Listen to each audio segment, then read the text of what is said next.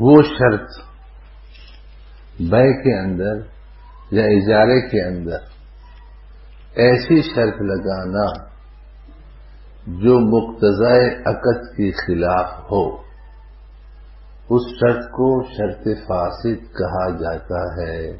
صحیح ہے؟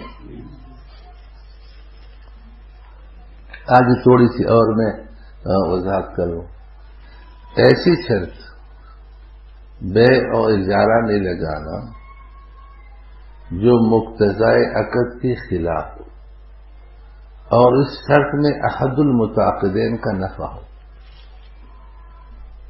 پہلے تو 3 چیزیں کتابوں میں لکھی کہ معقود علیہ کا نفع ہو، ٹھیک ہے، اور اس لیے کہ اس زمانے میں معقود علیہ غلام اور باندھی چیزیں بھی ہوا کرتی تھی، ابھی تو ایسی چیز نہیں ہے، اس لیے ابھی اتنی بات کافی ہے کہ ایسی شرط جو مقتضائے عقد کے خلاف ہو اور اس شرط میں احد المتعاقدین کا نفع ہو، وہ شرط فاسد ہوتی ہے اور اس شرط کی وجہ سے وہ بیع اور اجارہ فاسد ہو جاتا ہے۔ ٹھیک ہے، یہ میں جو بات ابھی کر رہا ہوں، یا جو ساتھی تھا وہ کدھر گئے؟ ہاں، وضو کر رہا ہے، نیچے موجود ہے، آواز بدل دیا جائے، پھر سمجھ میں نہیں آئے گا، یہ بہت عجیب بات ہے۔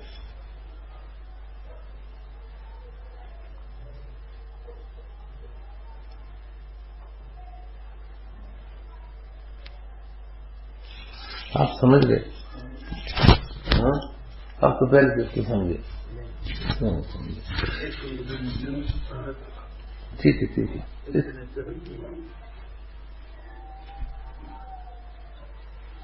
جزاکم اللہ۔ کبھی میں کہوں پہلے تو تھوڑا سا اس میں تکلیف ہے، ٹھیک ہے نا۔ تیمور لنگ، چونکہ وہ لنگڑا تھا تو اس نے پاؤں پھیلایا تھا، تو علامت افتزانی رحمۃ اللہ موجود تھی تو اس نے بھی پاؤں پھیلا دیا، تو تیمور نے دیکھا مارا لنگا، میں معذور ہوں، تو انہوں نے کہا مارا لنگا، ہم کو علمی غیرت ہے، ٹھیک ہے، کہ بادشاہ پاؤں پھیلایا ہم کہوں علماء تھے۔ یہ آگے بولے سے عقد میں، عقد بیع یا عقد اجارہ میں ایسی شرط لگانا جو مقتضائے عقد کے خلاف ہو اور اس میں احد المتعاقدین کا فائدہ اور نفع ہو، ایسی شرط فاسد ہوتی ہے۔ کیا ہوتی ہے؟ اور عقد میں ایسی شرط لگانے سے عقد فاسد ہو جاتا ہے۔ عقد کیا ہو جاتا ہے؟ اور عقد فاسد کے اندر 2 بڑے گناہ ہیں۔ کتنے بڑے گناہ اور مفاسد ہے؟ نمبر 1 بحکم سود ہے۔ پہلی عبارت پڑھی نا، پہلی عبارت بحکم سود ہے، یعنی اس میں سود کا گناہ ہے۔ کس کا گناہ ہے؟ نمبر 2 عقد فاسد کے ذریعے سے جو چیز مشتری کے قبضے میں آ جاتی ہے، مشتری کے قبضے میں اگر اس کو نفع پر بیچا تو وہ نفع خبیث اور حرام ہے۔ وہ نفع کیا ہے؟ خبیث اور حرام۔ بے فاسد کے ذریعے سے، عقد فاسد کے ذریعے سے جو چیز قبضے میں آئے اس کو اگر نفع پر بیچا تو وہ نفع خبیث اور حرام ہے۔ ہدایہ وغیرہ میں فقہ کی کتابوں میں مثال دی ہے کہ کسی نے کوئی باندی خریدی عقد فاسد کے ذریعے، پھر اس باندی کو زیادہ قیمت پر بیچا تو وہ جو زیادتی ہے، نفع ہے، وہ حرام ہے اس کے لیے۔ البتہ بائی نے ثمن کے اندر تصرف کر کے اس سے کمائی کی ہے تو وہ کمائی حلال ہے. بائی کے لیے سمن کے ذریعے سے نفع حاصل کرنا وہ نفع حلال ہے، لیکن مشتری کے لیے مبی پر نفع حاصل کرنا وہ کیا ہے؟ حرام. یہ سمجھ رہے بات؟ یہ کوئی اختلافی مسئلہ کتابوں میں لکھا ہے. وہ شرط جو مقتضائے عقد کے خلاف ہو اور اس میں حد وغیرہ کا نفع ہو، وہ شرط فاسد ہے، اور اس کی وجہ سے عقد فاسد ہو جاتا ہے. اور عقد فاسد کے اندر دو خرابیاں ہیں. نمبر 1 حکم سود ہے، نمبر 2 اس پر نفع لینا حرام ہے. یہ نفع کیا ہے؟ حرام ہے. یہ ایک کلیہ آپ لوگوں نے سمجھا. اب آئیے بینک مولوی سے میری طرف دیکھ رہے ہیں. بینک جتنی بھی خریداریاں کرتا ہے، جتنی بھی چیزیں خریدتا ہے، سب دیکھو یہ ابھی آئے بیچارہ.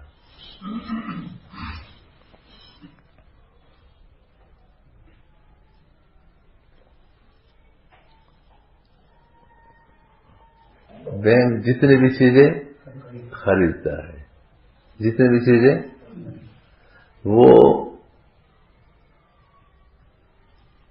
محدود ذمہ داری کی شرط پر خریدتا ہے. کس پر خریدتا ہے؟ محدود ذمہ داری کی. جتنی بھی اور جس سے بھی کوئی چیز خریدتا ہے محدود ذمہ داری کی شرط پر خریدتا ہے. اور یہ محدود ذمہ داری کی شرط، یہ شرط فاسد ہے. یہ شرط فاسد ہے، شرط فاسد ہے. اور شرط فاسد عقد میں لگانا، اس سے بے کیا ہو جاتی ہے؟ تو بینک کی تمام خریداریاں بے فاسد کی وجہ سے ہے یا نہیں؟ اور اس میں کتنے گنا ہے؟ نمبر 1 سود کا گنا. نمبر 2 یہ جو چیزیں انہوں نے بے فاسد سے خریدی ہے، بے فاسد سے خریدی ہے، ان کو یا تو مرابحہ معجلہ کے طور پر بیچ کر نفع حاصل کیا جاتا ہے، یا کرایہ پر لیز پر دے کر گاڑیاں نفع حاصل کیا جاتا ہے. یہ سارا نفع کیا ہے؟ یہ حرام نفع ارباب الاموال میں تقسیم کرتا ہے. بینک میں جو رقم جمع کرنے والے ہیں ان میں تقسیم کرتا ہے. تو کیا تقسیم کیا؟ حلال یا حرام؟ تو سب کو حرام خور بنائے نہیں بنائے؟ مولانا سمجھ گئے؟ اب یہ محدود ذمہ داری کی جو شرط ہے وہ شرط فاسد کیوں ہے؟ آپ لوگ جانتے ہیں کہ بے کے اندر مشتری کے ذمے پورا سمن بائع کو دینا اور بائع کے ذمے مکمل مبی مشتری کے حوالے کرنا ضروری ہے. اور یہی مقتضائے عقد بے ہے یا نہیں؟ ہے یا نہیں؟ اگر مشتری ایسی شرط لگائے کہ بعض صورتوں میں میں پورا سمن حوالے نہیں کروں گا، تو یہ شرط مقتضائے عقد کے خلاف ہے یا مطابق ہے؟ خلاف ہے. اور اس میں عقد المتعاقدین کا نفع ہے یا نہیں؟ کس کا فائدہ ہے؟ مشتری کا فائدہ ہے. اب بینک جو بھی خریداری کرتا ہے محدود ذمہ داری کی بنیاد پر کرتا ہے. کیا مطلب؟ دائنین کے لیے، دائن جانتے ہو جس سے کوئی ادار چیز آپ نے خریدی ہو، ان کے لیے یہ شرط لگاتا ہے کہ اگر میرا دیوالیہ ہوا، میرا مال جل گیا، برباد ہو گیا، چوری ڈاکہ ہو گیا، تو میں اپنے اثاثوں کے حد تک سمن ادا کرنے کا ذمہ دار ہوں گا. اس سے زائد جو ثمن ہے اس کا میں ذمہ دار. تو بعض صورتوں میں پورے ثمن کا ذمہ دار نہیں ہوں گا. تو یہ شرط فاسد ہے یا نہیں؟ متحد کے خلاف ہے یا نہیں؟ اور اس میں مشتری کا فائدہ ہے یا نہیں؟ فائدہ ہے. بینک جتنی بھی خریداریاں کرتا ہے، ہر خریدار کے لیے بینک کا کیا ہے؟ یہ اعلان اور شرط ہے. یہ اعلان اور شرط ہے کہ اگر ہمارا دیوالیہ ہوا تو پورے ثمن کے ضامن ہم نہیں ہوں گے.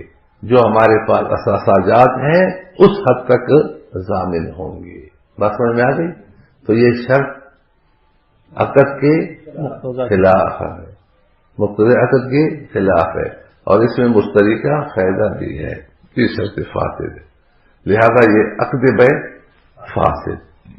اور عقد بے فاسد کے دو نقصانات ہیں، اس میں دو بڑی بڑی خرابی ہے. نمبر ایک بہت سود ہے. نمبر دو اس پر جو نفع حاصل کیا جائے، مشتری جو نفع حاصل کرے گا وہ نفع حرام ہوگا. بات سمجھ میں آ گئی؟ اب یہ جو ہم نے کہا ہے کہ محدود ذمہ داری کے شرط سے یہ لوگ خریدتے ہیں، ٹھیک ہے، یہ خود اس کا حوالہ دیکھیے. یہ حضرت کی کتاب میں صفحہ نمبر 346 346. یہ آپ لوگ لکھ سکتے ہیں، شاید یہ عبارت اس میں ہم نے نہیں لکھی، کتاب میں نہیں. صفحہ کیا ہے؟ 346. 346 صفحہ 300.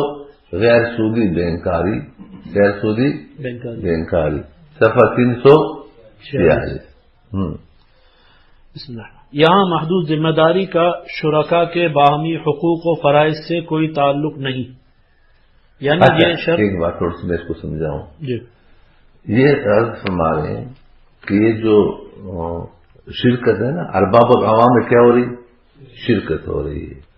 تو یہ ایک شریک دوسرے شریک پر محدود ذمہ داری کی شرط نہیں لگا رہے. اگر لگاتے تو پھر تو یہ شرکاء متعاقدین ہو گئے نا، بلکہ یہ شرط کسی غیر پر ہے، اجنبی پر ہے. اجنبی پر شرط لگانے سے کوئی نقصان نہیں ہے.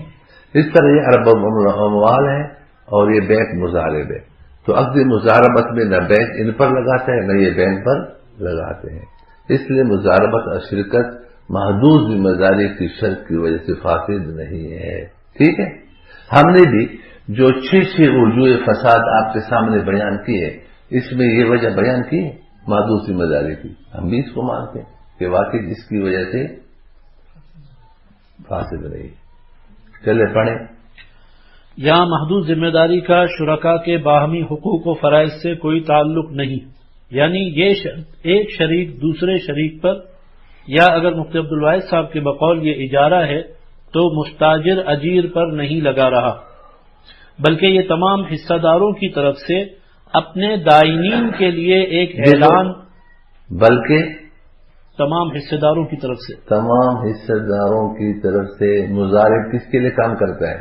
حصہ داروں ارباب اموال کے لیے کرتا نہیں کرتا، اور وہ سارے کاروبار میں حصہ دار ہے ہی نہیں. تو تمام حصہ داروں کی طرف سے اپنے دائنین کے لیے ان کے دائنین کون ہوں گے؟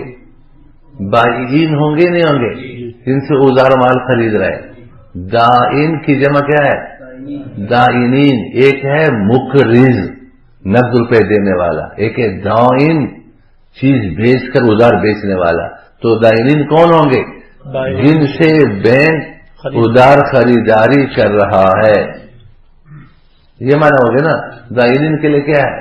ایک اعلان یا ان کے ساتھ ایک شرط ہے. دیکھو شکر ہے، شرط کا لفظ بھی خود بولا کہ ایک اعلان اور شرط ہے.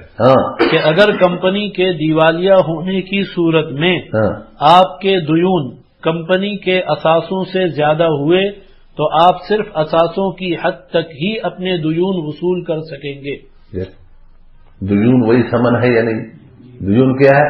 ثمن ہے. تو یہ شرط لگائی کہ پورا ثمن ہم ادا نہیں کریں گے. اور یہ شرط ایک مشتری ہے ایک بائع ہے، تو یہاں فرقین ایک دوسرے پہ لگا رہے نہیں لگا رہے. یہ اجنبی پر تو نہیں ہے نا. شرکت میں تو اجنبی پر ہے، اس لیے کہ دائنین شرکاء میں سے نہیں ہے. رب المال اور مضارب بھی نہیں ہے، لیکن بے کے لیے دائرین کیا ہے؟ ایک فریق ہے یا نہیں؟ تو میں نے یہ لکھا ہے کہ حضرت آپ کی بات صحیح ہے کہ ایک شریک دوسرے شریک پہ نہیں لگا رہا ہے، رب المال مضارع پہ، لیکن یہاں مشتری بائیں پر تو لگا رہا ہے، تو یہ بے کیا ہو گئی؟ فاسد۔ جب بے فاسد ہو گئی تو اس میں کتنے خرابی ہیں؟ سب شرکا سود کی گناہ میں مبتلا ہوئے نہیں ہوئے، ان کی وکالت میں کر رہے ہیں نا۔ اور دوسری بات یہ ہے کہ یہ جو آپ نے خریداری کی ہے اس پر آگے آپ نفع لیں گے، اور نفع لے کر کے کس کو دیں گے؟ رشتہ داروں کو دیں گے، تو یہ وہ نفع کیا ہے؟ تو آپ نے سب کو کیا کھلائے؟ تو حلال کریں۔ افضل صاحب اب حلال دکھاؤ، حلال اس میں کہا ہے؟ یہ لمیٹڈ بتا رہے کہ حرام خوروں کا حرام خوری کا ادارہ ہے۔ کیا کھلا رہے ہیں؟ حرام کھلا رہے ہیں۔ اب اس میں حلال دکھاؤ۔ ہائے ہائے، جب جواب نہیں ملتا پھر کہتے ہیں ادھر خنزیر ہے ادھر کتا ہے۔ تو ایک آدمی خنزیر کا ہے کتا کا ہے، خنزیر نجس العین ہے، یہ نجس العین تو نہیں ہے، تو کتا تو بہتر ہے۔ تو کسی کو خنزیر سے ہٹا کر کتے پہ ڈالنا یہ بھی ترقی۔ تو ہم نے کہا کہ بکرے کھانے والوں کو بکروں سے ہٹا کر کتوں پہ ڈالنا یہ تو ترقی نہیں ہے۔ لیکن آپ کے بینک میں وہ لوگ جنہوں نے کبھی سودی بینک میں سودی اکاؤنٹ نہیں کھولا، ایسے لوگ بہت سارے گئے نہیں گئے؟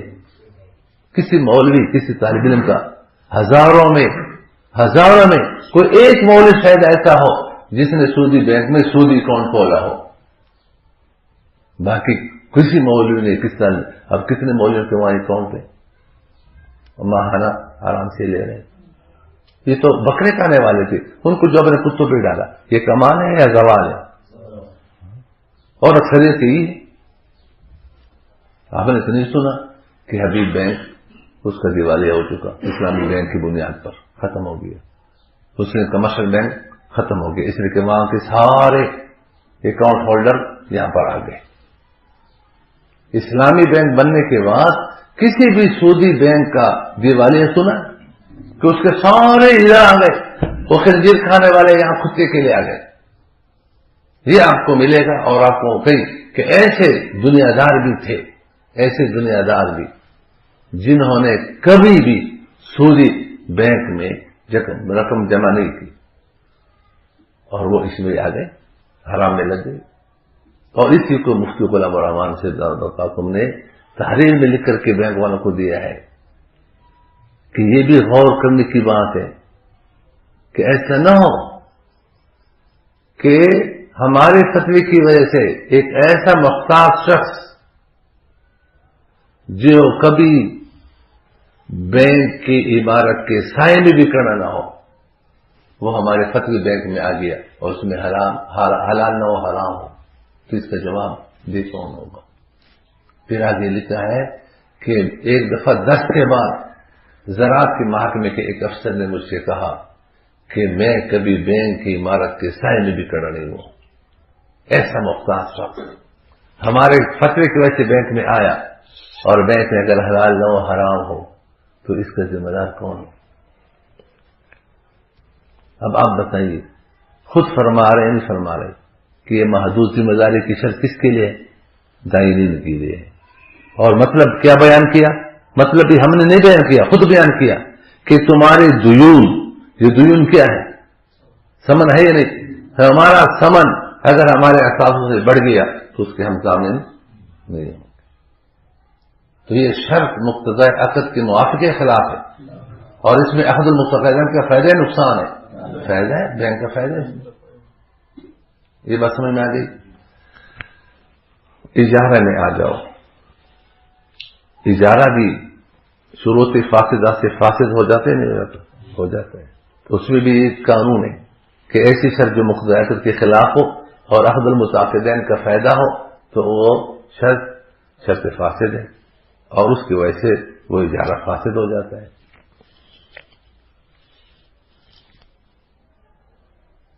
اجارے کا میں ایک قانون آپ کو بتاؤں، یاد رہے گا انشاءاللہ۔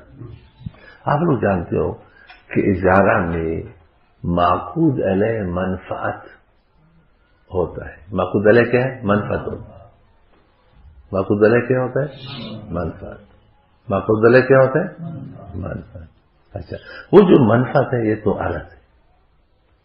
منفعت کیا ہے؟ وہ منفعت کسی ذات کے ساتھ، عین کے ساتھ اس کا تعلق ہوتا ہے. جیسے یہ پنکھا ہے، اس کی منفعت کیا ہے؟ جب یہ چلتا ہے ہوا دینا. اس کی منفعت کیا ہے؟ ہوا دینا. کیا منفعت ہے؟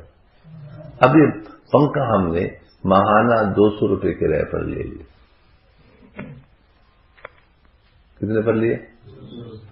اب اس سے منفعت ہم حاصل کر رہے ہیں. اور اب یہ پنکھا خراب ہو اور اس نے ہوا دینا چھوڑ دی، منفعت دینا چھوڑ دیا. تو کتابوں میں لکھا کہ جس دن سے خراب ہو گیا، منفعت دینا چھوڑ دیا ہے، تو معقود علیہ نہیں ہے. اس لیے اب اس کی اجرت کرایہ دار کے ذمہ نہیں. جب تک مالک اس کو دوبارہ بنا کر قابل منفعت نہ بنائے، قابل منفعت نہ بنائے. بات سمجھ میں آ گئی؟ تو اس پنکھے کی مرمت کس کے ذمہ ہے؟ مالک کے ذمہ ہے. کس کے ذمہ ہے؟ یہ ہمیشہ یاد رکھیں، جس چیز کی منفعت کی اجرت مالک لے رہا ہے، وہ چیز اگر منفعت دینا چھوڑ دے تو دوبارہ مرمت کر کے بنا کر کے قابل منفعت بنانا کس کے ذمہ ہے؟ مالک کے ذمہ ہے. اب میں عربی الفاظ بولوں تھوڑا سا. ہاں، ایک موجر ہے، اجارہ پر دینے والا جو مالک ہے. ایک شے موجر ہے، شے موجر ہے وہ چیز جو اجرت پر دی جاتی ہے. اور ایک ہے مستاجر جو اجارہ پر لینے والا ہے. سمجھ گئے؟ شے موجر اگر منفعت دینا چھوڑ دے، خراب ہو جائے، تو اس کو دوبارہ قابل منفعت بنانا موجر کی ذمہ ہے، مستاجر کی ذمہ نہیں ہے.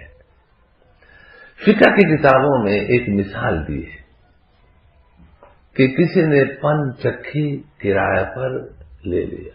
پن چکھی جانتے ہو؟ یہ ایک پرندہ ہے جو ہوا میں اڑتا ہے. چکھی، وہ آٹا پیسنے والے اس کو کہتے ہیں. تو پن چکی تو پانی کے ذریعے سے وہ چلتا ہے اور کمرے میں لگا ہوتا ہے. تو لکھا ہے کہ اگر پانی بند ہوا اور پن چکی کا چلنا موقوف ہوا، بند ہوا، تو اس کے ذمے، مستاجر کے ذمے، کرایہ دار کے ذمے کمرے کا کرایہ ہے، اس لیے کہ اس سے انتفاع حاصل کر رہا ہے. لیکن پن چکی کے مقابلے میں جو اجرت آ رہی ہے، کرایہ آ رہا ہے، وہ اس کی ذمہ نہیں، یہاں تک کہ وہ دوبارہ پانی جاری کر کے اس کو قابل منفعت بنا دے. بس سمجھ میں آ گئی؟ ایک دفعہ ہم بینک میں گئے تھے تو وہاں ان کا ایک مفتی صاحب بھی بیٹھا ہوا تھا، اور اس کا جو بڑا کہ احمد علی صدیقی نام تھا جی، تو وہ بھی تھے. تو میں نے کہا یہ تمہارے مفتی سے بیٹھے ہیں، اسی پوچھو کہ اجارہ میں معقود علیہ کیا ہے؟ میرے کہ معقود علیہ منفعت ہے. میں نے کہا جس پرزے کی منفعت کا آپ کرایہ لے رہے ہیں، اگر وہ پرزہ منفعت دینا چھوڑ دے تو دوبارہ اس کو ٹھیک کرنا موجر اور مالک کی ذمہ ہے. میں نے کہا آپ گاڑی کرایہ پر دے رہے ہو، ٹھیک ہے، تو آپ تو ٹائر کا کرایہ بھی لے رہے ہو، پلگ کا کرایہ بھی، بیٹری کا کرایہ بھی لے رہے ہو، ویئرنگ کا کرایہ بھی لے رہے ہو، انجن کی اچھی کیفیت کا کرایہ بھی لے رہے ہو، باڈی کا کرایہ بھی لے رہے ہو. تو اب اگر مستاجر چوری دے کر اس کے ٹائروں کو پھاڑ نہ دے، بلکہ خود بخود عام جو استعمال سے دس جاتے ہیں تو ایسی صورت میں تو ٹیکس تمہارے ذمہ ہے، اس لیے کہ کرایہ لے رہے ہو. پلگ شارٹ ہو جائے تو وہ تمہارے ذمہ ہے ڈلوانا، ویرنگ جل جائے تو تمہارے ذمہ ہے اس کو بنانا. بیٹری وقت گزرنے کے ساتھ خراب ہوتی نہیں ہوتی، تو بیٹری ڈلوانا تمہارے ذمہ ہے. سمجھ گئے؟ کہیں رنگ اتر گیا تعدی کے بغیر تو تمہارے ذمہ ہے لگانا. تو کہنے لگے کہ اگر ٹائر ہمارے ذمہ تو ہم کو دینا چاہیے. میں نے کہا تمہارے ذمہ ہے، تمہارا اسی بیٹھے پوچھو. میں نے کہا انجن سب نکال کر جو صرف باڈی ہے کوکا، وہ میں نے کہا تم ڈرموں پہ رکھو، کون تم سے کرایہ پر لے رہے؟ باڈی پچھڑ جائے پھر تم کہتے ہو کہ ہم اور گاڑی تم کو دیں گے. تو میں نے کہا یہ ٹائر بھی اس کا کرایہ بھی تم لے رہے ہو، پلگ کا کرایہ بھی تم لے رہے ہو، اور جس چیز کا کرایہ لے رہے ہو تو وہ اگر خراب ہو جائے، منفعت دینا چھوڑ دے، تو دوبارہ بنانا مالک کی ذمہ ہے، مجر کی ذمہ، مستاجر کی ذمہ نہیں ہے. بات سمجھ میں آ گئی؟ اب یہ جتنے بھی لیز کی گاڑیاں ہیں بینک سے جو لوگ لیتے ہیں تو ٹائر کون ڈلواتے ہیں؟ مستاجر. اس کی ذمہ ہے. بینک نے کہا ٹائر تم جانے، تمہارا کام جانے، ویرنگ خراب ہو جائے تم جانے، پلگ خراب ہو جائے تم جانے، بیٹری خراب ہو جائے تم جانے. ہاں کسی کھائی میں گر جائے پھر تکافل زندہ باد. اس لیے ہم کہتے ہیں کہ یہ تکافل جو انہوں نے انشورنس بنائی ہے نا، یہ بھی بینکوں کی مجبوری ہے. علماء بیچارے مجبور ہو گئے انٹرنیشنل بی کو مانگنے کا جو ادارہ بنایا ہے. بی کا ادارہ ایسا نہیں بنا ہے، مجبور ہو گئے کہ ہمارا پھر بینک نہیں چلتا. آج تکافل کو ایک طرف کرو، ایک دن بھی بینک نہیں چلے گا. ان کا جو بینک ہے ایک دن بھی نہیں چلے گا.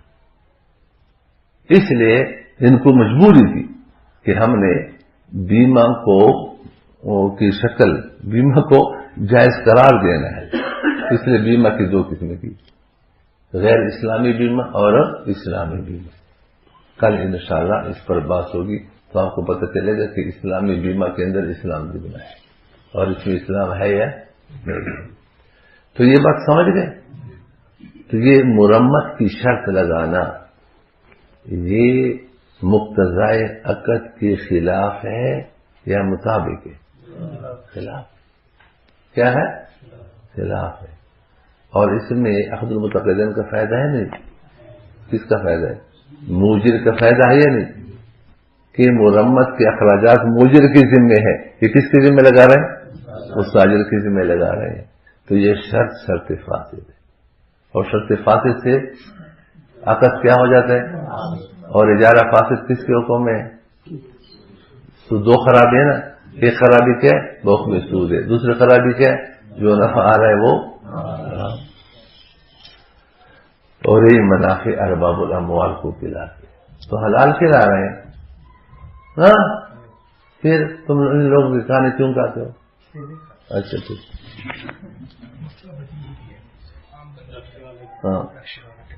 ہاں اچھا مفتی صاحب یہ دیکھو کتنا اچھا آدمی. کہتے ہیں شکر ہے کہ باہر جو رکشے ٹیکسی والے جو چلاتے ہیں نا کرایہ پر، ان کو یہ مسئلہ معلوم نہیں ہے. ورنہ مولانا بیٹھ کر کے جا رہے تھے اور ٹائر پھٹ گیا، مجھ سے پیسے روبا سا، پیسے دے دو. بھائی میرے بھائی بینک سے پوچھو کرایہ دار کے ذمہ ہے یا نہیں ٹائر. وہ راستے میں جا کے پلگ شٹ ہوا، 300-400 روپے ایک پلگ ہے، مجھ سے پیسے روبا سا. ہاں پیسے دے دو، پلگ کے پیسے دو. بینک والے کے مولوں سے پوچھو بھائی پلگ کس کی ذمہ ہے؟ کرایہ دار کی ذمہ ہے یا نہیں؟ آگے جا کر کے انجن سیز ہو گیا، انجن بھی کرایہ دار بنائے. بولے سے چلو 50,000 روپے لاڑا، 40-50,000 روپے لیا. کیوں؟ کہتے بینک والے مولوں سے پوچھو کہ کرایہ دار کے ذمہ ہے، مستاجر کے ذمہ ہے. شکر ہے ان لوگوں کو پتہ نہیں، اجارے کی حلیہ کو بگاڑ اور کوئی اس کے خلاف بولتے ہیں کہتے ظلم کر رہے ہیں. جس نے شریعت کے قانون کو بگاڑ وہ ظالم نہیں، اور جو شریعت کے قانون کا تحفظ کر رہے ہیں وہ ظالم ہو. قیامت میں اللہ تم مولوی سے پوچھے گا کہ جن فقہاء کرام رحمہ اللہ نے اپنی زندگیاں وقف کی. امام محمد رحمہ اللہ سے حتیبہ نے کہا کہ آپ کی آنکھیں خراب ہو جائے گی، رات کو سویا کرو. تو فرمانے لگے کہ وہ اس اعتماد پر سو رہے ہیں کہ محمد جاگ رہے ہیں. مسئلہ پیش آئے گا تو ان سے پوچھ لیں گے. اگر محمد بھی سو جائے گا تو رسول اللہ صلی اللہ علیہ وسلم کی دین کا کیا بنے گا؟ جنہوں نے راتیں جاگ جا کر کے آیا.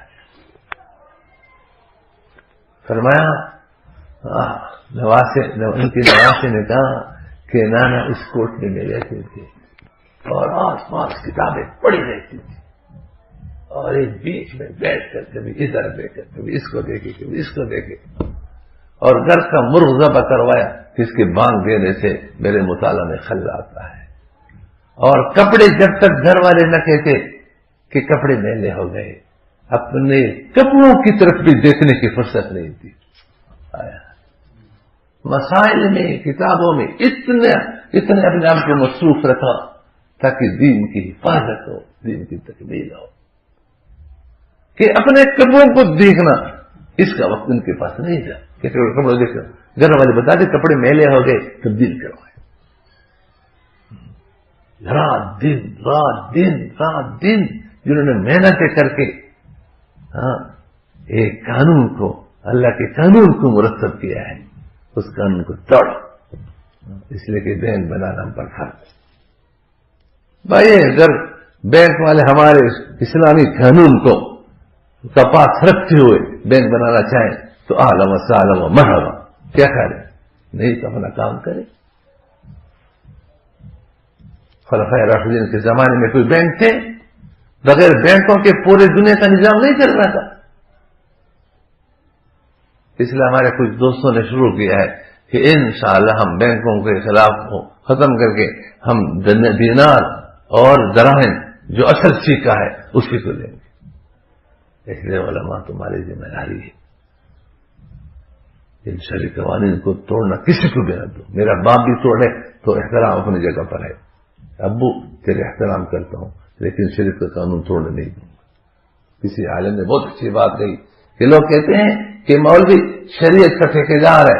فرمایا کہ ہم ٹھیکیدار نہیں، چوکیدار ہیں، اور چوکیداری پر فخر بھی ہے.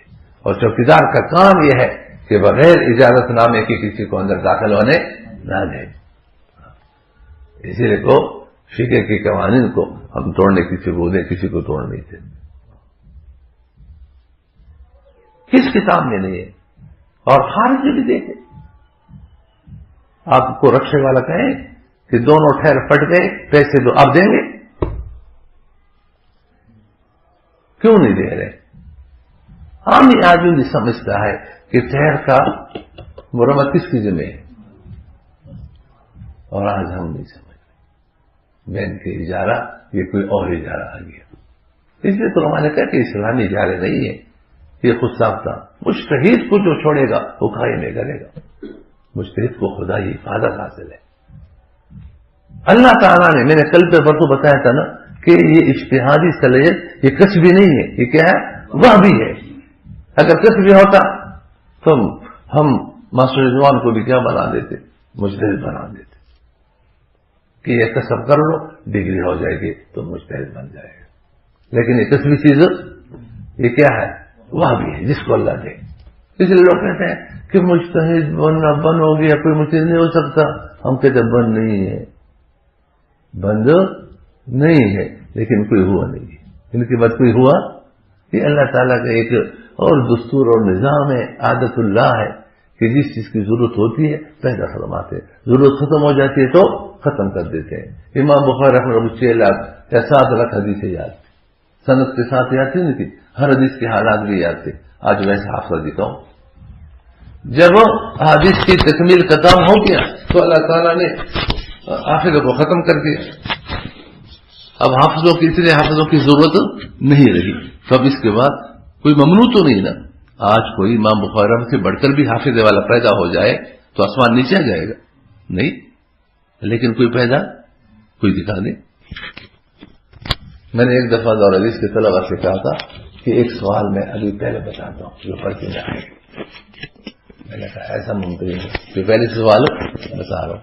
میں نے کہا 10 حدیثیں سند کے ساتھ لکھ لیجیے. 10 حدیثیں کس کے ساتھ؟ پہلے بتاتا ہوں.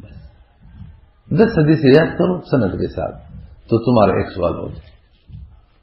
آپ یقین جانیے ایک لڑکے نے بھی ساری حدیثیں سند کے صحیح نہیں لکھی تھی, کہیں نہ کہیں گڑبڑ سند نکل چکی تھی. یہ تو سند کے روات کے احوال کا میں نے پوچھے نہیں. اتنے ہمارے حافظ کمزور ہو گئے کہ سند کے ساتھ 10 حدیثیں ہم یاد نہیں کر پاتے, بلکہ ہم سبق پڑھاتے ہیں, جو کتاب پڑھاتے ہیں اس کے مصنف کے حالات پڑھاتے ہیں. یہ نام ہے, یہ باپ کا نام ہے, دادا کا نام ہے, یہ حالات ہے, یہ حالات ہے. مہینے کے بعد جو کتاب پڑھی اس کے مصنف کا نام کیا ہے؟ اچھا میں سوچ رہا ہوں, میں دیکھ کر کے بتاؤں گا. دیکھ کر کے اسی وقت وہ مصنف کا نام کس سن میں پیدا ہو گئے کس آپ کو بتایا نہیں تھا. پھر میں دیکھ کر کے بتاؤں کہ کس سن میں پیدا ہوئی, کس تاریخ کو پیدا ہوئی. ہمارے حافظ ہو گئے. اس لیے کہ ضرورت نہیں, اس طرح اجتہادی فام کی جب تک ضرورت تھی اللہ تعالیٰ نے پیدا فرمایا. جب ضرورت ختم ہوگی تو ختم ہوگی. اب ان مجتہدین کو چھوڑ کر کے جو راستہ اختیار کرے گا آپ بھی سمجھیں گے کہ غلط ہے. آپ لوگ بتائیے, یہ جو بینک والے لیز پر کہتے کہ لیز پر اجارے پر گاڑیاں دیتے ہیں اور مرمت کی ذمہ داری کس کے ذمہ ڈالتے ہیں؟ مستاجر کے. یہ صحیح ہے غلط ہے؟ یہ جو لوگ لے رہے ہیں لوگ سمجھتے ہیں لیز بیز کے. کل بھی ایک نے کہا کہ تو وہ تم خرید کے, وہ تو خریدار لیا. میں نے کہا خرید کو انگریزی میں کیا کہتے ہیں؟ بے کو کیا کہتے ہیں؟ سیل. سیل کیا کہتے ہیں؟ میں انگریزی پڑھاؤں گا, جو انگریزی نہیں سمجھتے وہ انگریزی پڑھائے گا. سیل نہیں کہتے, لیز کہتے ہیں. لیز تو کی جائے کرایہ کو کہتے ہیں. تو سیل کہنا, اسے کہو سیل لکھو. سیل تو نہیں لکھتے. سیل ڈیڈ بنائے جیسے مکانوں کو خریدتے ہیں تو بناتے ہیں. ہاں تو سیل لکھو. سیل. میں نے کہا سیل وہ لیز کیوں لکھتے؟ سیل ہوگا تو تم آ جاؤ. تو یہ بیچارے سمجھتے ہیں کہ ہم نے گاڑی خریدی, اس لیے لوگ کہتے ہیں بینک سے گاڑی خریدنا جائز ہے نہ جائز ہے. مفتی صاحب سے نہیں کہہ رہے, یہ نہیں کہہ رہے کہ بینک سے کرایہ پر گاڑی لینا جائز ہے جائز نہیں ہے. وہ رینٹ کار والے کڑے ہیں, ہے نا, وہ پر لوگ سمجھتے کہ کرایہ پر گاڑی دیتے ہیں, کرایہ پر گاڑی دیتے ہیں, ڈرائیور کے ساتھ دیتے نہیں دیتے. تو اسی طریقے پر دوستو یہ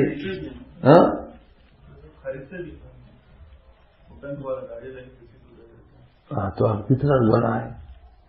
کرایہ کا مکان تم بیچ سکتا ہے, دوسرے کا مال بیچ سکتا ہے. لیکن اور گناہ کی بات کی کہتے کرایہ کی گاڑی بیچ رہے ہیں, یہ جائز ہے. وہ اگر آگے پیسے لے کے خرید کے دے دیتے ہیں. آپ خود بتائیے, بیع کے لیے شرط ہے کہ بھائی جس چیز کو بیچ رہے ہیں اس کی مملوک ہو. یہ شرط ہے, شرط نہیں. اور کرائے کی چیز کا آدمی مالک ہوتا ہے تو کیسے بیچتے ہو؟ میں نے آپ کو مکان کے آپ نے بیچ دیا تو ہم نے کہا کوئی مسئلہ نہیں, آپ کو پیسے تو مل گئے. سب کو بیچ کے اختیار کس نے دیا ہے؟ آپ اگر میرے مکان کے پیسے تو وہ کرایہ کتنا ہوگا, وہ تو آپ اپنا ہوگا.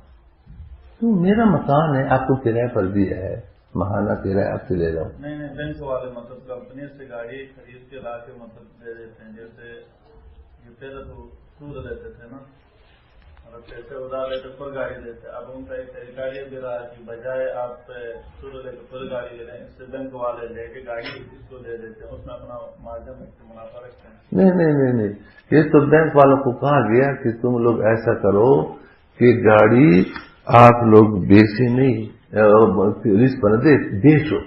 کیا کرو؟ بیچ دو. جب آپ گاڑی بیچیں گے تو اس میں یہ گناہ نہیں ہوگا. آگے جو خریدار ہے اس کو بیچ بھی سکتا ہے, وہ کہتے نہیں ہم بیچیں گے نہیں. اگر ہم نے بیچ دیا تو قانون تھوڑا جائز ہو سکتی ہے.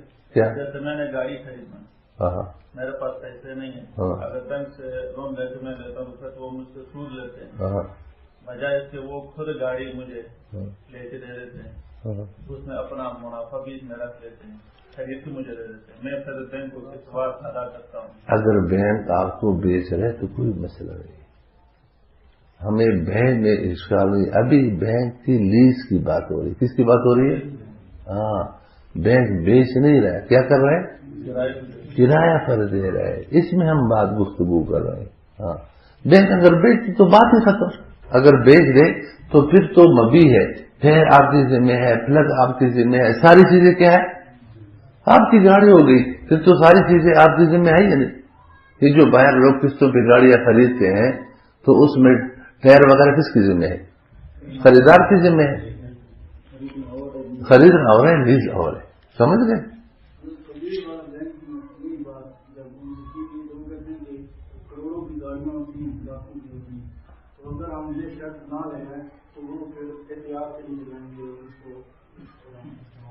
یہ تو وہ کہتے ہیں نا کہ جتنے منہ اتنی باتیں، ہر آدمی کو اپنے مجلس کی بات کرنی ہے، ٹھیک ہے؟ اختیار سے چلائے نا، جو اختیار سے نہیں چلائے اس کو گاڑی نہ دو کرائے پر، ان کو نہ دو نا، جس پر اعتماد نہیں ہے اس کو نہ دو، دینا نہ دو، کسی نے لازم کیا ہے کہ ہر ایک کو دینا فرض ہے تمہارے اوپر، اس کو دو، جس پر آپ کا اعتماد ہے کہ یہ فرادی نہیں ہے، صحیح چلائے گا، مفتی صاحب اس کو دو نا۔ لیکن ہم شریعت کب چھوڑیں کہ شریعت ہی ختم ہو گیا؟ ایسا تو نہیں۔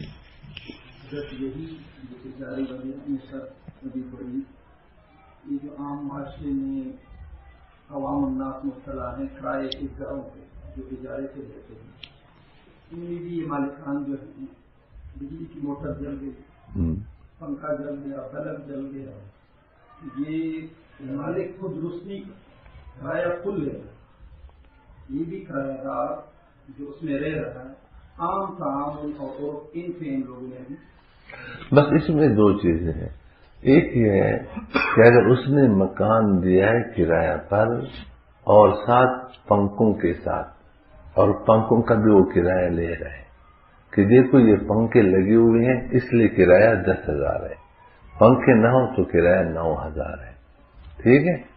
تو اگر وہ 9,000 لے رہا ہے کہ میں پنکھوں کا کرایہ نہیں لے رہا ہوں، پنکھے آپ کو تبرعاً میں نے دیے ہیں، تو پھر تو مالک کی ذمہ بنوانا نہیں ہے۔ اگر وہ پنکھوں کا کرایہ لے رہا ہے تو پھر اس کی ذمہ ہے۔ اس طرح اگر اس نے کہا کہ موٹر پانی کا میرا ہے، یہ کرایے میں شامل نہیں ہے لیکن آپ اس کو چلاتے رہیں، اس صورت میں تو اس کی ذمہ بنوانا نہیں ہے۔ اور اگر وہ موٹر کا کرایہ بھی لے رہا ہے تو پھر اس کی ذمہ ہے۔ اب دیکھو سعودیہ میں جو کمرے میں اے سی وغیرہ ساری چیزیں ہوتے ہیں سب کا کرایہ لیتے ہیں نا، جیسے ایئر کنڈیشن خراب ہو جائے وہاں اطلاع دو، فون کر بناتے نہیں بناتے، اس لیے کہ وہ کرایہ لے رہے ہیں۔ جس کمرے میں اے سی نہیں ہے وہ کہتے ہیں اس میں اے سی نہیں ہے، فلاں نہیں، اس کا کرایہ کم ہے، لیکن یہ تو وہ آپ سے اے سی کا کرایہ نہیں لے رہے۔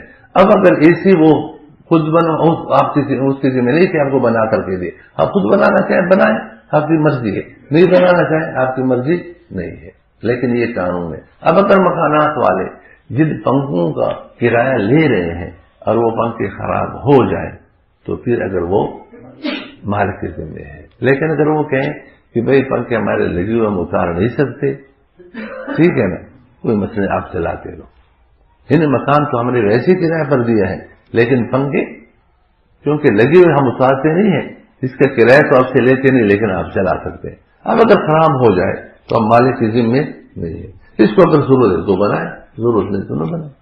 یہاں جیسے مولانا کہہ رہے ہیں اس کی تعین نہیں ہوتی ہے، پنکھے ونکھے وہاں لگے ہوتے ہیں، اصل میں عرف کی وجہ بات چیزیں عرف میں ہوتی ہے نا، مولانا کا مقصد یہ ہے کہ عرف میں وہ پنکھوں کا کرایہ لے رہے ہیں، عرف میں وہ موٹر کا کرایہ لے رہے ہیں، اگر عرف میں لے رہے ہیں تو ان کی ذمہ بنوانا ہے، اگر عرف میں نہیں ہے تو پھر اس کا کرایہ نہیں ہے۔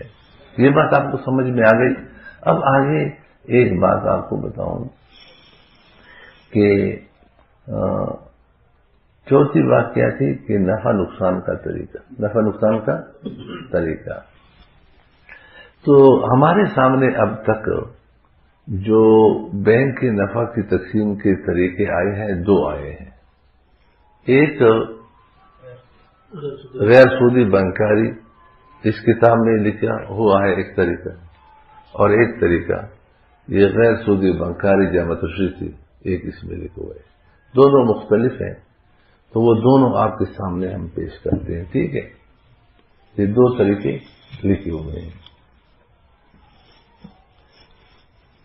مفتی جمیل صاحب، آپ فقہ کی کوئی کتاب بھی اٹھائیں، مولوی سعود الرحمان سے کچھ سمجھنے کی بھی کوشش کریں بھائی، ابھی اب کچھ اور پہنچا ہوا ہے، عجیب آدمی ہے، پہنچ جائیں گے اپنے وقت پر، آدمی پہنچتے ہیں، کیا خیال ہے؟ ہاں، ہر چیز کو آدمی اپنے موقع پہ وقت دیتے ہیں، ہاں، تو ہر فقہ کی کتاب میں آپ شرکت کا باب پڑھیں، مزاربت کا پڑھیں، اس میں آگے لکھا ہوگا کہ نقصان کی تقسیم کا طریقہ یہ ہے، نفع کی تقسیم کا طریقہ ایسا ہے یا نہیں؟ جیسے میں نے آپ کو بتایا کہ مزاربت میں نقصان پہلے نفع سے پورا کیا جائے گا اگر نفع ہوا ہو، اور اگر نفع سے بڑھ جائے نقصان تو پھر کس کا ہوگا؟ رب المال کا، سارا کا سارا کس کا ہے؟ یہ کتابوں میں ہے۔ اس طرح شرکت میں ہے کہ پہلے نفع سے پورا کرو، نفع سے بڑھ جائے تو پھر اعلیٰ قدر راس المال، اعلیٰ قدر، جس کے 10 لاکھ ہیں اس کو 10 لاکھ کے تناسب سے نقصان ہوگا، جس کے 5 لاکھ اس کو 5 لاکھ کے تناسب سے، یہ کتابوں میں لکھے نہیں، لیکن یہ شرکت بنو کیا اور مزاربت بنو کیا، یہ ایسی شرکت اور مزاربت ہے جس میں نقصان کا طریقہ کسی نے نہیں لکھا کہ نقصان کی تقسیم کا طریقہ کیا ہے، اس کا اصول کیا ہے۔ نفع کی تقسیم کا طریقہ لکھا ہے لیکن نقصان کی تقسیم کا طریقہ، اب سوال تو اٹھتے کیوں نہیں لکھا؟ لکھنا چاہیے نہیں لکھنا چاہیے؟ اگر کہیں وہ کتابوں میں ہے، کس میں ہے، تو پھر تو نفع کی تقسیم کا طریقہ بھی کتابوں میں ہے یا نہیں؟ اس کو لکھنے کی ضرورت نہیں ہے۔ اور اگر اس کی لکھنے کی ضرورت ہے کہ آپ کو بتا رہا ہوں، آپ کو یہ کہے گا کہ کتابوں میں لکھا ہے تقسیم کا طریقہ، تو آپ یہ کہیں کہ کتابوں میں تو پھر نفع کی تقسیم کا طریقہ بھی لکھا ہوا ہے، تو اس کو لکھنے کی کیا ضرورت ہے؟ اور اگر آپ کہیں کہ ہاں جو کتابوں میں نفع کا طریقہ ہے وہ الگ ہے اور یہاں یہ طریقہ، تو جب نفع کی تقسیم کا تو معلوم ہے کہ نقصان کا طریقہ بھی کیا ہونا چاہیے؟ الگ ہونا چاہیے۔ کیا ہونا چاہیے؟ الگ ہونا چاہیے۔ تو معلوم ہوا ہے کہ بینک وہ تجارتی ادارہ ہے جس میں نقصان کا احتمال نہیں، احتمال عادی احتمال نہیں، امکانی تو عقلی امکانی بنائیں گے، عقلی امکانی، لیکن امکان عادی نہیں ہے، امکان عادی، نقصان کا امکان عادی، جبکہ صحیح معنوں میں جو تجارت ہے، حقیقی تجارت ہے، اس میں امکان عادی نقصان کا بھی ہے، امکان عادی نفع کا بھی ہے، دونوں کا استعمال ہوتا ہی نہیں ہوتا۔ کتنے میں نے ابھی آپ کو بتایا کہ حضرت مفتی رشید رحمۃ اللہ علیہ نے جن کو مزاربت کے لیے پیسے دیے تھے وہ مزارب مر گیا اور اس کے بچے چھوٹے چھوٹے تھے، تو نقصان ہوا نہیں ہوا؟ ہوتا ہے، یہ ساری چیزیں ہوتی ہیں، نفع بھی ہوتا ہے نقصان بھی ہوتا ہے، لیکن بینک کی تجارت ایسی ہے کہ اس میں نقصان کا احتمال نہیں، معلوم ہوتا ہے کہ یہ دوسرے بینکوں کی طرح ہے، زر سے زر کمانا اور خرما سے خرما، یہ بینک کا تصور ہے، اس بینک کو بھی اسی تصور پر قائم کیا گیا ہے۔ اب جو نفع کے تقسیم کا طریقہ انہوں نے لکھا ہے، تو ایک بات یاد رکھنا، آپ سے کہیں گے کہ اس میں جو مزاربت ہے، شرکت ہے، یہ ملا مالکیہ کے مذہب میں ہے، فلاں کے مذہب میں ہے، ٹھیک ہے نا؟ تو آپ کہیں کہ فلاں کے مذہب میں اگر ہے تو اس کے مذہب کی شرکت ہو اور مزاربت کے نفع نقصان کا طریقہ بھی لکھا ہوگا، تو آپ کو مذہب کا طریقہ لکھتے، اس میں جو آپ نے نفع کی تقسیم کا طریقہ لکھا ہے، ایک نیا طریقہ کیوں لکھا؟ اس کی ضرورت کی صحیح معلوم ہوتا ہے کہ تمہاری شرکت، تمہاری مزاربت کسی مذہب میں نہیں ہے، اگر مذہب میں ہوتی تو پھر اسی نظر میں وہاں سے آپ لوگ نفع کی تقسیم کا طریقہ بھی نقل کرتے. بات سمجھ میں آ گئی؟ اب میں یہ دارالعلوم سے جو کتاب شائع ہوئی ہے اس میں جو نفع کی تقسیم کا طریقہ کار لکھا ہے وہ آپ کی خدمت میں جلدی جلدی پیش کرتا ہوں، لیکن تھوڑی شرح کے ساتھ پیش کرتا ہوں تاکہ آپ لوگوں سے میں کچھ سوالات کروں تو آپ جواب دے سکیں. آپ نے جو ابھی تک سبق پڑھا ہے اس سبق آپ کتنا سمجھے ہیں تو آپ صحیح جواب دیں گے، اور اگر آپ نے غلط جواب دیا معلوم ہوتا ہے کہ آپ نے کچھ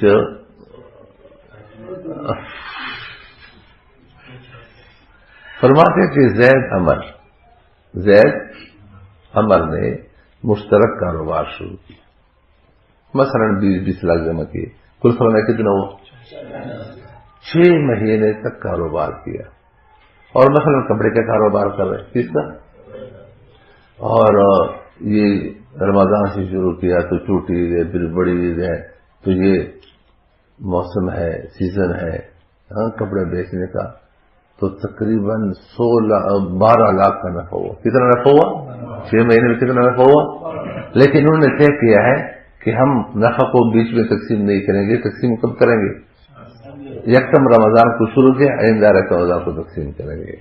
لیکن 6 مہینے میں اندازاً نفع کتنا ہوا ہے؟ 12 لاکھ. اب 6 مہینے کے بعد بکر آیا. کون آیا؟ اس نے جب دیکھا کاروبار ترقی کر رہا ہے اس نے کہا میں بھی 1/3 کاروبار میں تمہارے ساتھ شریک ہونا چاہتا ہوں. ٹھیک ہے؟ اس نے کہا ٹھیک ہے، اہلا و سہلا و مرحبا، ہم کو بھی ذرا کاروبار بڑھانا ہے. خالص بھائی ہم بات کو سمجھ رہے ہو؟ 2 آدمی نے کاروبار شروع کیا، تیسرا آ رہا ہے. جیسا خالص عثمان نے شروع کیا اور بیچ میں ہم نے ٹانگ اڑا دی کہ ہم کو بھی شریک کر دو، تو تیسرا آدمی آیا بکر 1/3 میں، تو اس نے بھی 20 لاکھ دیے. کس نے دیے؟ پھر 6 مہینے مزید کاروبار ہوا، لیکن کچھ مندی چل رہی تھی. کیا چل رہی تھی؟ 6 لاکھ نفع ہوا. کتنا ہوا؟ ٹھیک ہے. اب یکم رمضان پھر آیا، سال گزر گیا.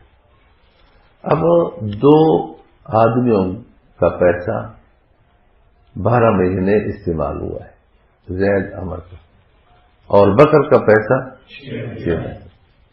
تو لکھا ہے کہ ان کو تو 6 مہینے کا نفع ملے گا ان کو. اب دیکھو 6 مہینے کا انہیں کل نفع کا آدھا تو ان کا ہو گیا. ٹھیک ہے. باقی جو آدھا رہ گیا اس میں بکر کا کتنا ہوگا؟ تیسرا. کتنا ہوگا؟ ثلث ہوگا. تو کل نفع کا یہ ثلث کتنا ہو گیا؟ ابھی جمع نہیں کرنا، ابھی سدس کتنا ہوا؟ ابھی آپ وہ سدس اس سے بتائیں، پہلے سدس ہوگا نا.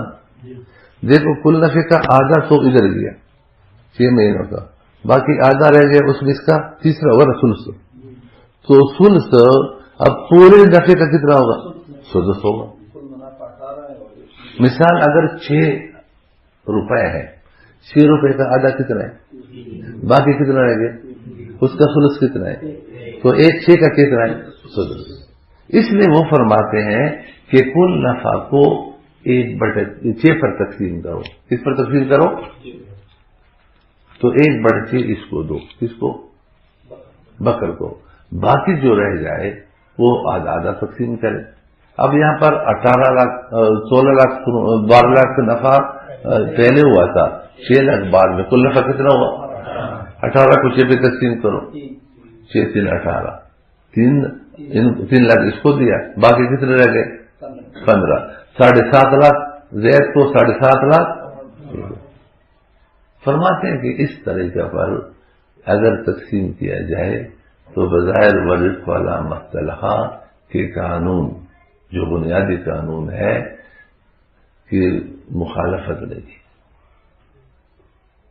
آپ لوگ بتائیں کہ یہ جو طریقہ ہے تقسیم کا، کہ اس میں ورث والا مختلفہ کے قانون کی مخالفت ہے یا نہیں؟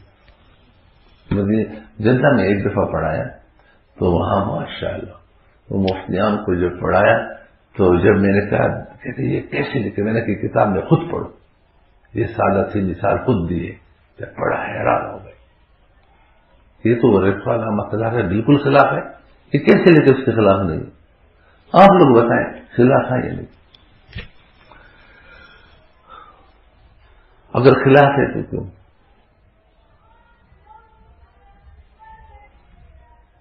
مولانا عبداللہ صاحب کیا خرابی ہے؟ 6 مہینے کے بعد جو بکر کا پیسہ اس میں شامل ہو گیا، اس کے بعد جو منافع اس میں یہ پتہ نہیں چلا کہ بکر کے پیسے کا کتنا منافع آیا اور ان دونوں کا پتہ نہیں چلا منافع. وہ تو 6 لاکھ نفع ہوا ہے. 6 لاکھ نفع تو ہو گیا نا، لیکن اس میں سب سے پیسے شامل ہیں، بکر سے نہیں ہے. بکر کے پیسوں کا کتنا منافع ان کا کتنا ہوا یہ تو پتہ نہیں چلا. وہ تو مشترک ہے. 20 لاکھ 20 لاکھ 20 لاکھ 20 لاکھ 60 لاکھ ہے نا، تو 60 لاکھ بھی تقسیم کرو، 2 لاکھ نہیں آتے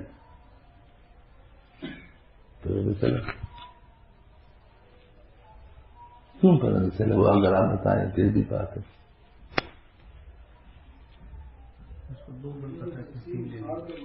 ہاں سال کے بعد تقسیم کر رہے ہیں.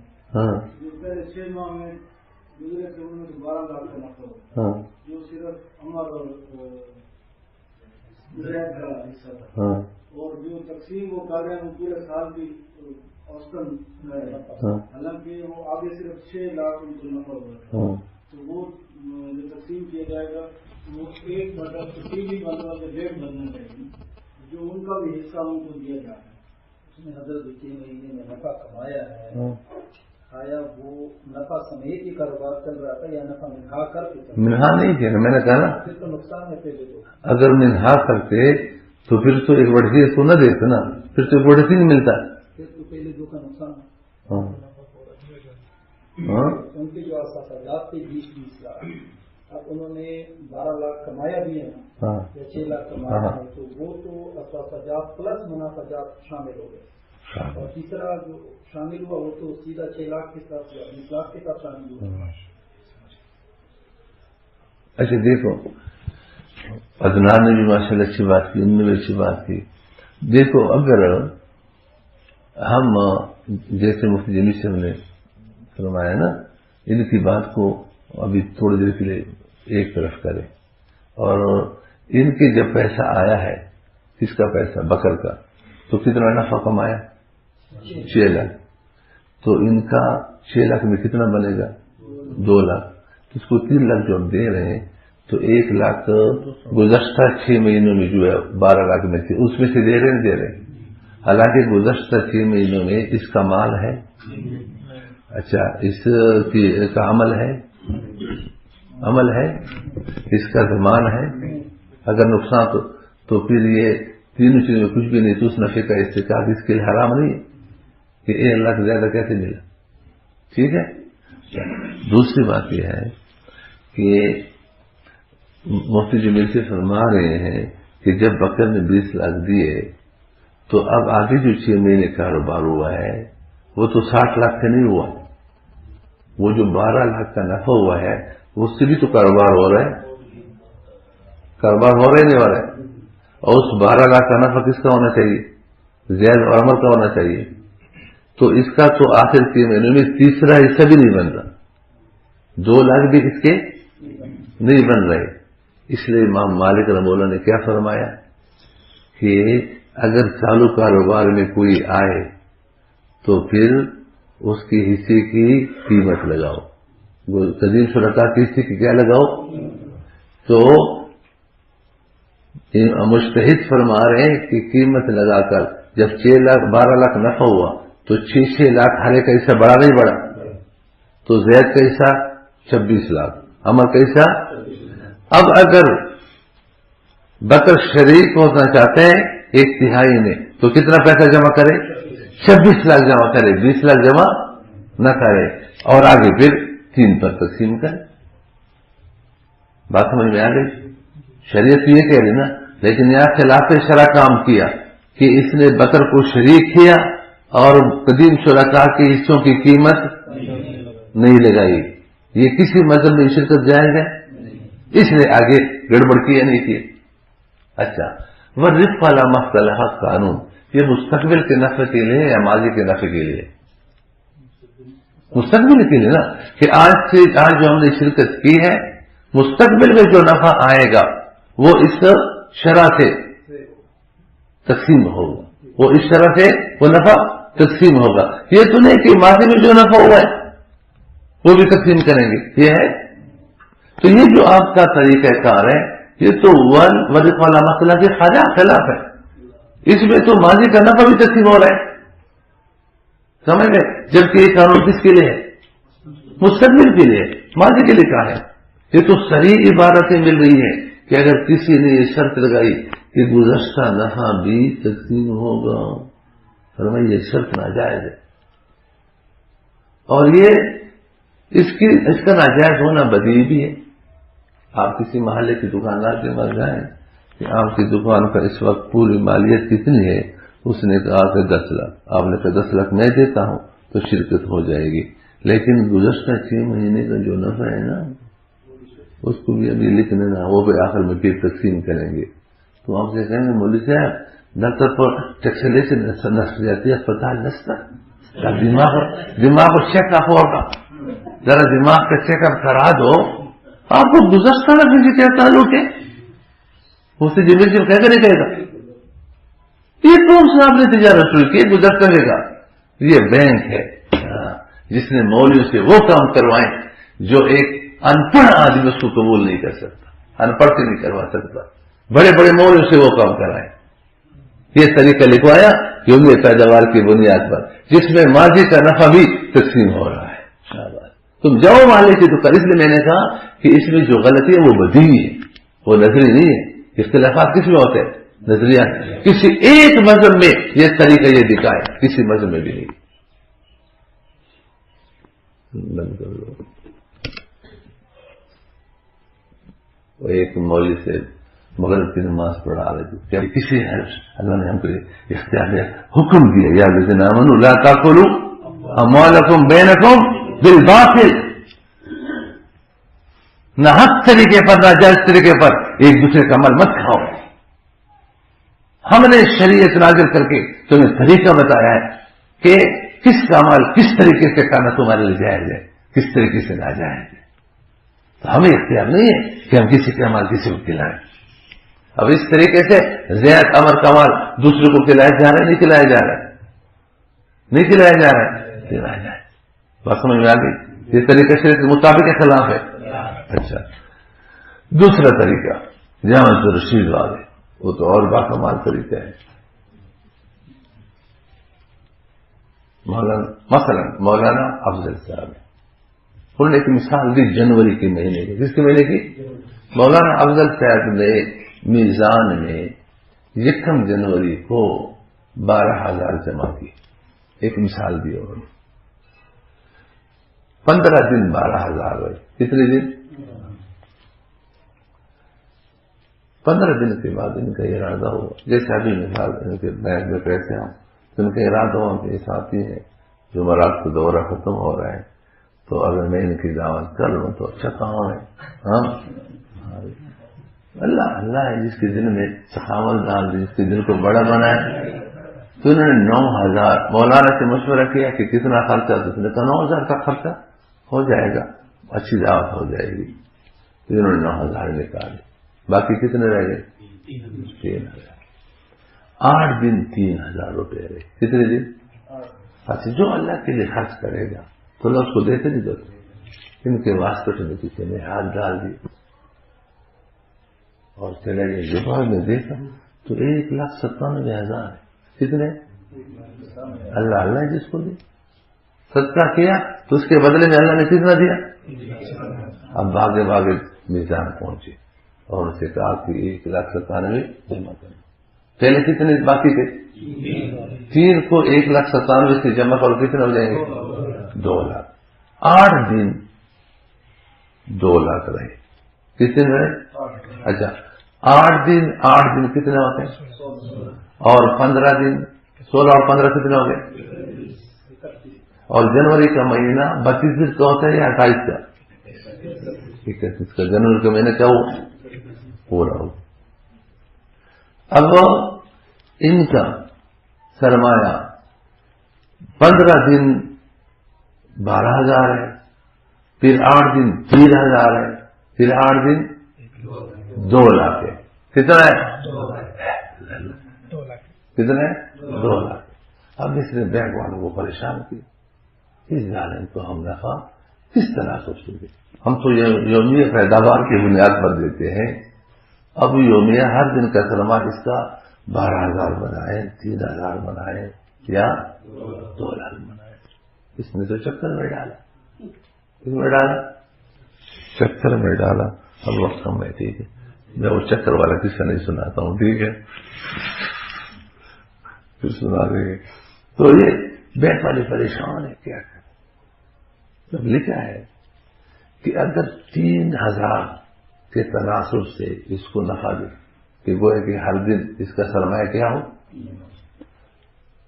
تو اگر اس کا سرمایہ ہر دن 3,000 قرار دیا جائے تو اس میں 2 خرابی ہیں. کتنے خرابی ہیں؟ یہ لکھا ہے، میں آپ کو پڑھواؤں گا. یہ خرابی اس میں یہ ہے کہ یہ خلاف واقع ہے. خلاف واقع سمجھ دو کہ یہ سچ ہے، جھوٹ ہے. خلاف واقع کا مطلب ہے جھوٹ ہے. اس لیے کہ 3,000 یہ تو 8 دن رہا ہے سرمایہ، باقی دنوں میں تو سرمایہ بڑا ہے نا. اچھا، دوسری خرابی ہے اس بیچارے پر ظلم ہے. اس پر کیا ہے؟ ظلم. اس لیے کہ دوسرے دنوں میں سرمایہ زیادہ ہے تو نفع زیادہ ملنا چاہیے، اور آپ کیا دے رہے ہیں؟ تو بینک ظلم نہیں کرتا، اس پر ظلم نہیں کرتا. کہ 2 خرابیوں کی وجہ سے اب ہم اس کا سرمایہ کیا نہیں بنائیں گے؟ 3,000 نہیں بنائیں گے. اچھا، دوسری صورت یہ ہے کہ جو 2 لاکھ ہے سب سے زیادہ، اس کو ہم ان کا سرمایہ تصور کر لیں. ان کا سرمایہ کتنا ہے؟ وہ ہے کہ ہر دن 2 لاکھ، ہر دن. اس میں بھی 2 خرابی ہے. ایک خرابی ہے کہ خلاف واقع ہے یا نہیں. دوسری خرابی یہ ہے کہ اس میں دوسروں پر ظلم ہے. دوسروں پر کیا ہے؟ ظلم ہے. کہ اس کا کہیں سرمایہ 3,000 ہے، کہیں 12,000 ہے، تو اس کو کم ملنا چاہیے، اس کو زیادہ دیا جا رہا ہے، تو دوسروں پر ظلم ہے یا نہیں. اور بینک دوسروں پر بھی ظلم نہیں کرتا. اب تو کیا کریں؟ آپ سنو. کیسے ایسا کریں کہ ان کے 12,000 15 دن رہے ہیں، 12,000 کو 15 میں ضرب دو، مجموعوں کو محفوظ کر لو. پھر 3,000 8 دن رہے ہیں، 3,000 کو 8 میں ضرب دو، مجموعوں کو محفوظ کر لو. پھر 2 لاکھ 8 دن رہے ہیں، پھر 2 لاکھ کو 8 میں ضرب دو، مجموعوں کو. اس بار کتنے مجموعے ہو گئے؟ 3 مجموعے ہو گئے. پھر ان تینوں مجموعوں کو جمع کرو. تینوں مجموعوں کو کیا کرو؟ جمع کرو. اور جمع کرنے کے بعد پھر 31 پر تقسیم کرو. کس پر تقسیم کرو؟ جب ہم نے تقسیم کیا تو جواب آیا 58,194 روپے. لہذا اس کا ہر دن کا سرمایہ 58,194 مقرر کیا جائے گا. اب یہ خلاف واقع ہے یا نہیں؟ وہ جو 3,000 تھے وہ 8 دن تک تو رہے تھے، لیکن 58,194 یہ 1 دن بھی رہے. یہ تو بالکل خلاف واقع ہے. اچھا، دوسری بات یہ ہے کہ شروع میں 15 دن اس کا سرمایہ کتنا تھا؟ اگر نقصان ہوتا تو نفع بھی، اور آپ میرے 58,194 کے طرح سے تو دوسروں پر ظلم ہے نہیں. پھر 8 دن 3,000 کا نقصان ہوتا تو نفع بھی، اور آپ کتنے، تو یہ دوسروں پر ظلم نہیں ہے. اچھا، آخری 8 دنوں میں اگر نقصان ہوتا تو ان کا کتنا نقصان ہوتا؟ 2 لاکھ کا. تو نفع بھی کیا ہونا چاہیے؟ اور آپ 58، تو اس پر ظلم ہے ہی نہیں. یہ جو تم نے طریقہ مقرر کیا ہے اب یہ ہدایہ میں ہے شامل. اچھا، اس کی بات آپ دیکھیں، انہوں نے انگریزی بولی ہے. حالانکہ ہدایت انگریزی میں نہیں، کس میں؟ عربی میں. عربی بولو نا تاکہ پتہ چلے کہ تم نے کس وجہ سے یہ چیز لی ہے، یا مذاہب سے تم نکلے ہو. اب یہ طریقہ آپ لوگوں کے شریعت کے مطابق ہے چلا، یہ کبھی آپ لوگوں نے پڑھا؟ چونکہ شرکت خلاف شرع کی، مزاربت خلاف ہے. اب یہ خلاف شرع تقسیم کے منافع کا طریقہ اس کو بنانا پڑ رہا ہے. یہ طریقے سارے کس کے؟ یہود و نصارہ کے ہے. اس طریقوں کو یہاں پر بینکوں میں آزما رہے ہیں ہم پر، اور لباس پہنا رہے ہیں کس کی؟ شریعت کی. جو کچھ بھی ہو جائے مر جائیں گے، لیکن یہودی فرمولے چلنے نہیں دیں گے. اور آپ دیکھیں گے گریں گے، انشاءاللہ گریں گے. ہم دیکھیں گے اللہ تعالیٰ اسلام کے نام پر غفلوں کو چلنے نہیں دیں گے. صحیح اصول شریعہ پر قائم ہو تو پھر ہمیشہ کے لیے چلے گا. لیکن گپلا ہو اور وہ اسلام کے نام پر، اللہ تعالیٰ ایسے کچھ چلنے نہیں دیتا. ہمارے علماء دوستوں نے بڑے نیک نیک لوگ تھے، وزارت کے نام پر کتنے سال کام کیے، لیکن مفتی صاحب آخر میں گرے نہیں گرے. اب یہ طریقہ دیکھو، نکالو ملا.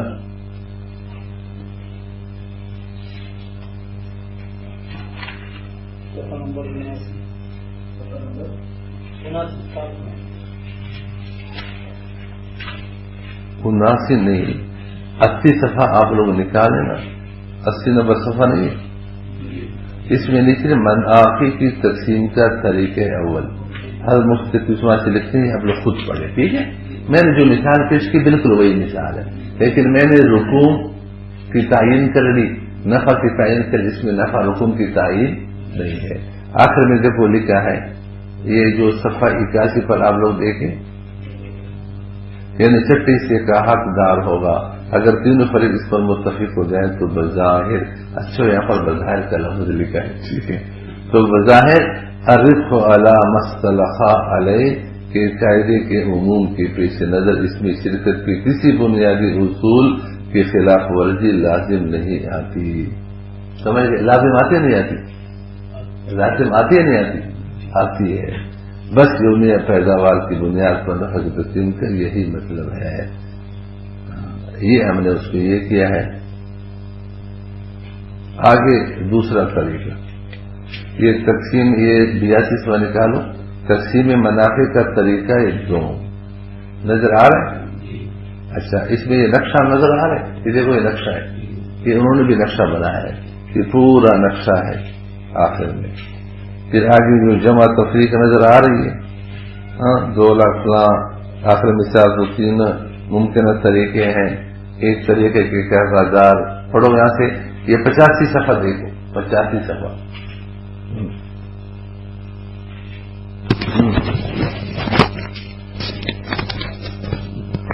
جلدی کریں. یہ ہے کہ کھاتے دار یعنی زید نے راس المال کی جو زیادہ سے زیادہ مقدار اس ماہ اپنے کھاتے میں برقرار رکھی ہے اس کو راس المال سمجھا جائے اور اسی پر نفع دیا جائے. ہماری مثال میں سب سے زیادہ رقم جو کھاتے دار نے اپنے اکاؤنٹ میں جمع کرائی تھی وہ 2 لاکھ روپے تھی. لہذا اس طریقہ کار کے تحت کھاتے دار یعنی رب المال یعنی زید کی طرف سے دیا جانے والا راس المال 2 لاکھ روپے شمار کیا جاتا ہے. اس طریقے کو بیلنس میکسیمم منتھلی کہا جاتا ہے. یہ ہدایت کی عبارت ہے، شامیہ کی عبارت ہے. یہ فارمولے کس کے ہیں؟ یہ غیروں کے سرمایہ نظام کے فارمولے ہیں، ہم یہاں استعمال کر رہے ہیں. آگے دوسرا طریقہ اس میں خرابی ذرا پڑھ رہے. حساب کے اس طریقے کو اپنانے میں خرابی یہ ہے کہ اس میں یہ فرض کیا جا رہا ہے کہ رب المال نے پورے مہینے 2 لاکھ روپے کی رقم مضارب کو دیے رکھی ہے، حالانکہ یہ امر واقعے کے بالکل خلاف ہے. صحیح ہے نا؟ ہاں، دیکھو یہ امر واقعے کے خلاف ہے. یہ خرابی ایک ہے. ہاں، مہینے میں جمع کرائی جانے والی زیادہ سے زیادہ رقم صرف 8 دن بینک یعنی مضارب کے پاس رہی، باقی دنوں میں کمی ہوتی رہی جو امر واقع بھی ہے. اس طریقے کو اپنانے میں مضارب اور دوسرے ارباب الاموال کے ساتھ اس طرح ظلم ہوگا کہ زید کا راس المال حقیقت کے برخلاف نظر آ رہا ہوگا اور دوسرے ارباب الاموال کے نفع میں کمی واقع ہو رہی ہوگی. سمجھ گئے؟ دیکھو دو خرابی ہیں. آگے دوسرا طریقہ یہ ہے کہ کھاتے دار یعنی رب المال یعنی زید نے راس المال کی جو کم از کم مقدار اس ماہ اپنے کھاتے میں برقرار رکھی اس کو راس المال سمجھا جائے اور اسی پر نفع دیا جائے. ہماری مثال میں رب المال کی طرف سے جمع کرائی جانے والی رقم کم از کم مقدار 3000 روپے تھی. اس طرح کھاتے دار یعنی رب المال یعنی زید کی طرف سے دیا جانے والا راس المال پورے مہینے صرف 3000 سمجھا جائے گا اور اسی پر نفع بھی دیا جائے گا. اس طریقے کو بیلنس منیمم منثلی کہا جاتا ہے.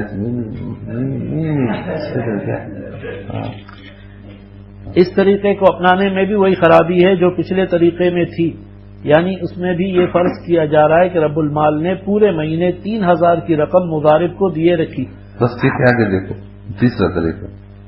تیسرا طریقہ یہ ہے کہ راس المال کی مجموعی رقم کو اتنے دنوں سے تقسیم کر دیا جائے جتنے دن راس المال بینک کے پاس رہا ہو. ہماری مثال میں کھاتے دار یعنی رب المال یعنی زید کی طرف سے دی جانے والی راس المال کی رقم پورے مہینے یعنی 31 دنوں میں ہر دن کا الگ الگ حساب کر کے 18,04,000 رہی. لہذا راس المال کے حساب کا طریقہ یہ ہوگا کہ اس مجموعی رقم یعنی 18,04,000 کو یہ بھی خلاف واقعی تو ہے 31 کی عدد سے تقسیم کر دیا جائے. اس طرح حاصل ہونے والی رقم کو اوسط بیلنس کہا جائے گا. یہ حساب اس طرح ہوگا کہ 18,04,000 تقسیم 31 جواب 58,194 روپے وہ رقم ہے جو اوسطاً زید کے کھاتے میں جنوری کے مہینے میں رہی ہے. لہذا اس رقم کو راس المال سمجھا جائے گا اور اسی پر نفع دیا جائے گا. اس طریقے کو منثلی ایوریج بیلنس کہا جاتا ہے. اس طرح ہر کھاتے دار کی جمع کردہ رقوم کا ماہانہ اوسط سب سے پہلے نکالا جاتا ہے، پھر اس کے بعد ویٹیج وزن دینے کا مرحلہ آتا ہے. لیکن اس مرحلے کو سمجھنے کے لیے پہلے اس کی حقیقت اور ضرورت واضح ہونی چاہیے. آگے تعریف فرماتے ہیں اگر اس طریقے پر سب ارباب الاموال متفق ہوں. آپ لوگ بتائیے مفتی جمیل سے یہ طریقہ آپ بھی سننے کے بعد اس سے پہلے آپ کو معلوم تھا؟ رقم کسی کو معلوم ہے تو متفق ہے تو تمہارے قول کے بھی خلاف ہے. متفق تو نہیں، کسی کو پتہ ہی نہیں ہے. ہمیں بھی تمہاری کتاب میں لکھنے کی وجہ سے پتہ چلا کس طرح جو ہے نا مجموعے لیے جاتے ہیں.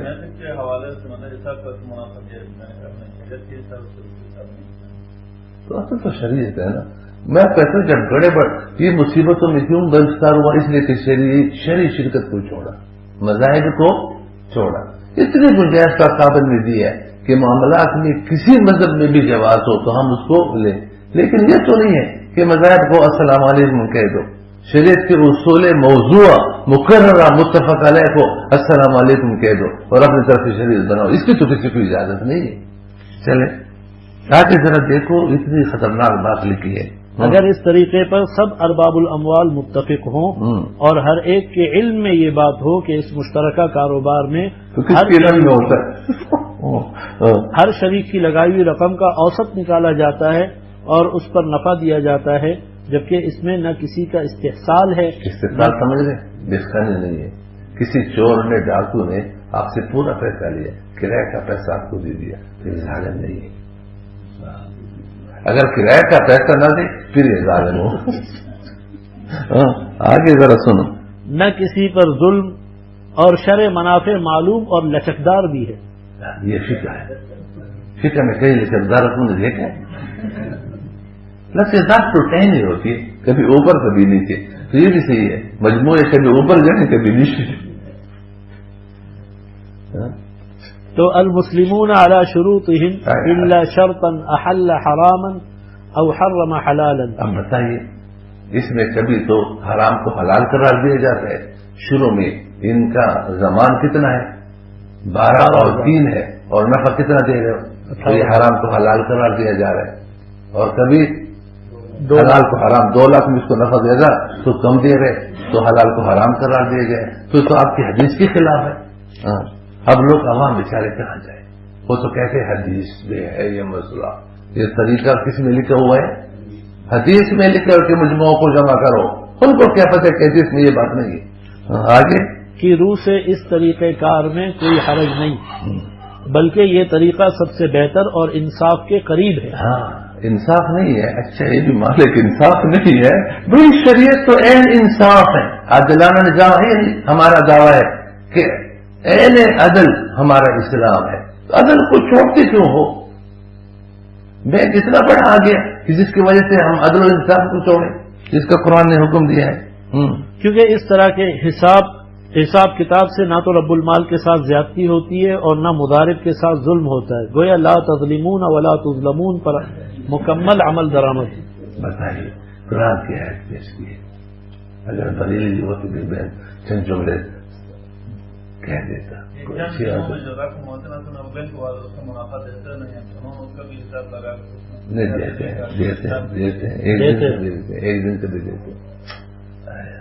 قرآن مظلوم ہوگی جو چاہے اطلاع کرو. آج اگر مفتی صاحب رحمۃ اللہ ہوتے نا پھر آپ دیکھیں کیا فرماتے. جب ہم کبھی آیت کو پیش کرتے کہ آپ قرآن کی آیت, اب میں تم مجتہد ہو, قرآن و سنت سے استنباط کس کا ہے؟ مجتہد وہ جانتا ہے. تم تو ایسی جگہ پر اس کو محمول کرو گے کہ اپنا بیڑا غرق کر دو گے. اب بتائیے اس طریقے پر تم آیت منتبک کر رہے ہیں.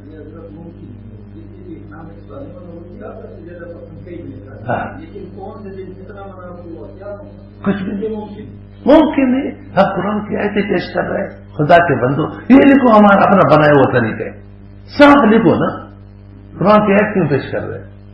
یہ نفع ایک دن کا بھی دیتے ہیں, اس لیے کہ دوسرا بینک ہے نا سودی بینک, اس میں اگر کوئی 2 دن کے لیے بھی قرض دے گا تو وہ سود دیتا ہے. ایک بینک والے سے ہم نے کہا 25 تاریخ کو کسی نے آپ کو پیسہ دیا اور اس کے بعد پھر چھٹی آ گئی, بینک نے کوئی کاروبار نہیں تو اب اس کو نفع دو گے نہیں تو اسے تو دیں گے. میں نے کہا نفع تو ہوا نہیں تو کہاں سے؟ کہتے جو پہلے ہوا ہے. میں نے وہ تو دوسرا بات ہے. کہتے وہ خوشی سے دے رہے. میں نے کہا کہ ہر چیز خوشی سے بھی جائز نہیں ہوتی. اس نے کہا کوئی شرعی دلیل پیش کرو. میں نے کہا اس کے آنے سے پہلے نقصان ہوتا تو اس میں نقصان میں شریک تھا. کہتے نہیں. میں نے حدیث میں لا یقلو رزق ما لم یضمن, جس کاروبار کا نقصان تجھ پر نہیں ہے تو اس کا نفع تیرے لیے حلال نہیں ہے. تو اس نے پھر لکھ لیا کہ میں شرعی روایت جب آپ نہ فرما رہے کہ حلال نہیں تو ہم کیوں دے رہے؟ یہ دے رہے ہیں اس لیے پریشان ہے, اس لیے کہ سودی بینک دے رہے ہیں. اب مولانا بتائیے قرآن کریم کی حمایت بیجا استعمال سے یہ کون بریلی بیجا استعمال کرے تو ہمیں غصہ آئے, ہمارے اندر غیرت ایمانی جوش میں آئے, میرے ذریعے غلط استعمال کے جوش میں آئے, اور چونکہ یہ میرا اپنا یہ غلط استعمال کرے تو ہم سے ٹس سے مسئلہ نہ ہو. اس طریقے سے تو قرآن کی آیت پیش کر رہا ہے تو حدیثیں پیش کر رہا ہے, جبکہ یہ طریقے قرآن کے بھی خلاف ہے, حدیث کے بھی خلاف ہے. وضاحت اور یہ جمع ہوئے رفقائے کیا لکھے رفقاء دارالاسلام. رفقاء ایک آدمی نہیں جمع ہو کر کے انہوں نے یہ طریقے لکھے. آگے لکھے کہ جب بہت زیادہ ہوتے ہیں نا تو پھر اس کا جو استعمال کیا جاتا ہے عالم الغیب کو استعمال کیا جاتا ہے. آگے اس میں تیسرا مسئلہ وہ میں جلدی بیان کروں. مولانا تیسرا مسئلہ جو ہے نا وہ یہ ہے کہ جو لوگ بینک سے رقم نکلواتے ہیں, کیا کرتے ہیں؟ رقم نکلواتے ہیں کل یا باس, تو یہ مجوزین حضرات فرماتے ہیں کہ یہ رقم نکلوانے والا اپنا حصہ بیچ رہا ہے. کیا کر رہا ہے؟ اور بینک شرکاء کے لیے ارباب المال کے لیے خرید رہا ہے. تو یہ کیا ہے؟ بے ہے. یہ کیا ہے؟ بے ہے. یہ حصہ بیچ رہا ہے اور بینک کیا کر رہا ہے؟ خرید کر رہا ہے. پھر فرماتے ہیں کہ اس کا انصاف کا فارمولہ یہ ہے کہ جس وقت کوئی پیسے نکلواتا ہو اس وقت اس کی اس چیز کی جو بازاری حیثیت اور قیمت ہے اس کو مد نظر رکھ کر اس کی قیمت لگائی جائے. جیسے مثلا مولانا افضل صاحب نے 10 لاکھ کا حصہ تھا تو اس وقت اس کی قیمت 15 لاکھ لگی. کتنے لگ گئی؟ تو پھر یہ 10 لاکھ اس کو دے دیتے ہیں اور 2.5 لاکھ اس کا جو نفع بنتا تھا وہ بھی اس کو دے دیتے. فرمائیے یہ انصاف کا فارمولہ ہے اور یہ بینک ایسا کرتا ہے. مد نظر رکھتے اس کی قیمت لگائی جاتی ہے. یہ سمجھ رہے؟ اچھا پہلے اس کی عبارت پڑھ لو کہ واقعی وہ لوگ کہہ رہے ہیں ایسا. میں نے اپنی طرف سے بات نہیں بنائی. صفحہ نکالو بتاؤ. صفحہ نمبر 90. صفحہ نمبر 90 نکالو شاہباز.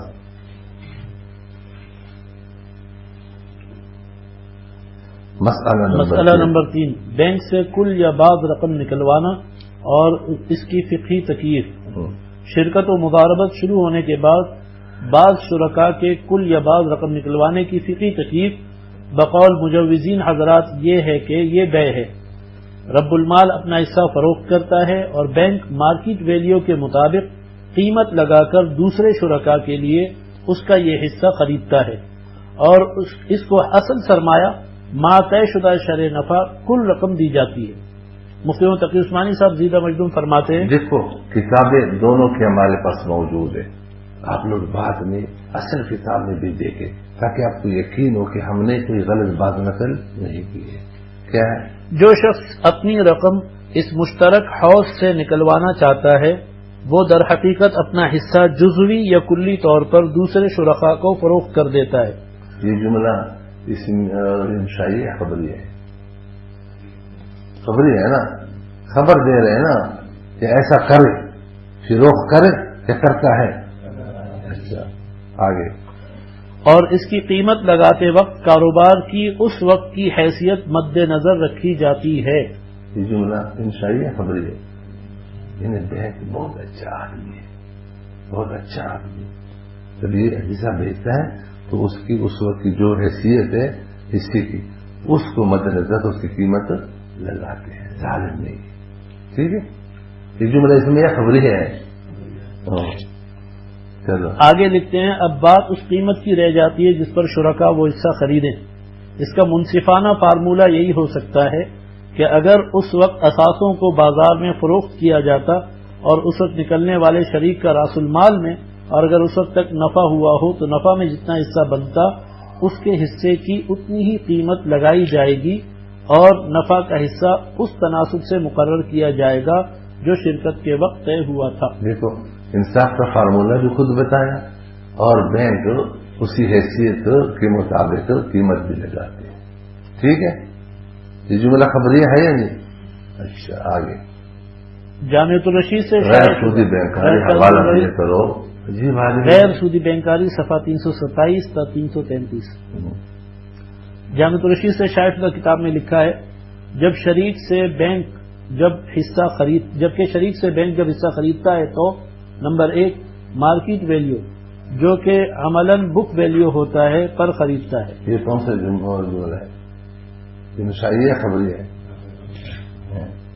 نمبر 2 بینک اس وقت تک کا نفع بھی رب المال کو اس کی قیمت میں شامل کر کے دیتا ہے. یہ کون سا جملہ ہے؟ انہیں رس المال بھی دیتا ہے اور ساتھ ساتھ کیا دیتا ہے؟ نفع بھی. اب مفتی صاحب سنیں, 2 باتیں میں اس سلسلے میں آپ کی خدمت میں عرض کرتا ہوں. ایک تو یہ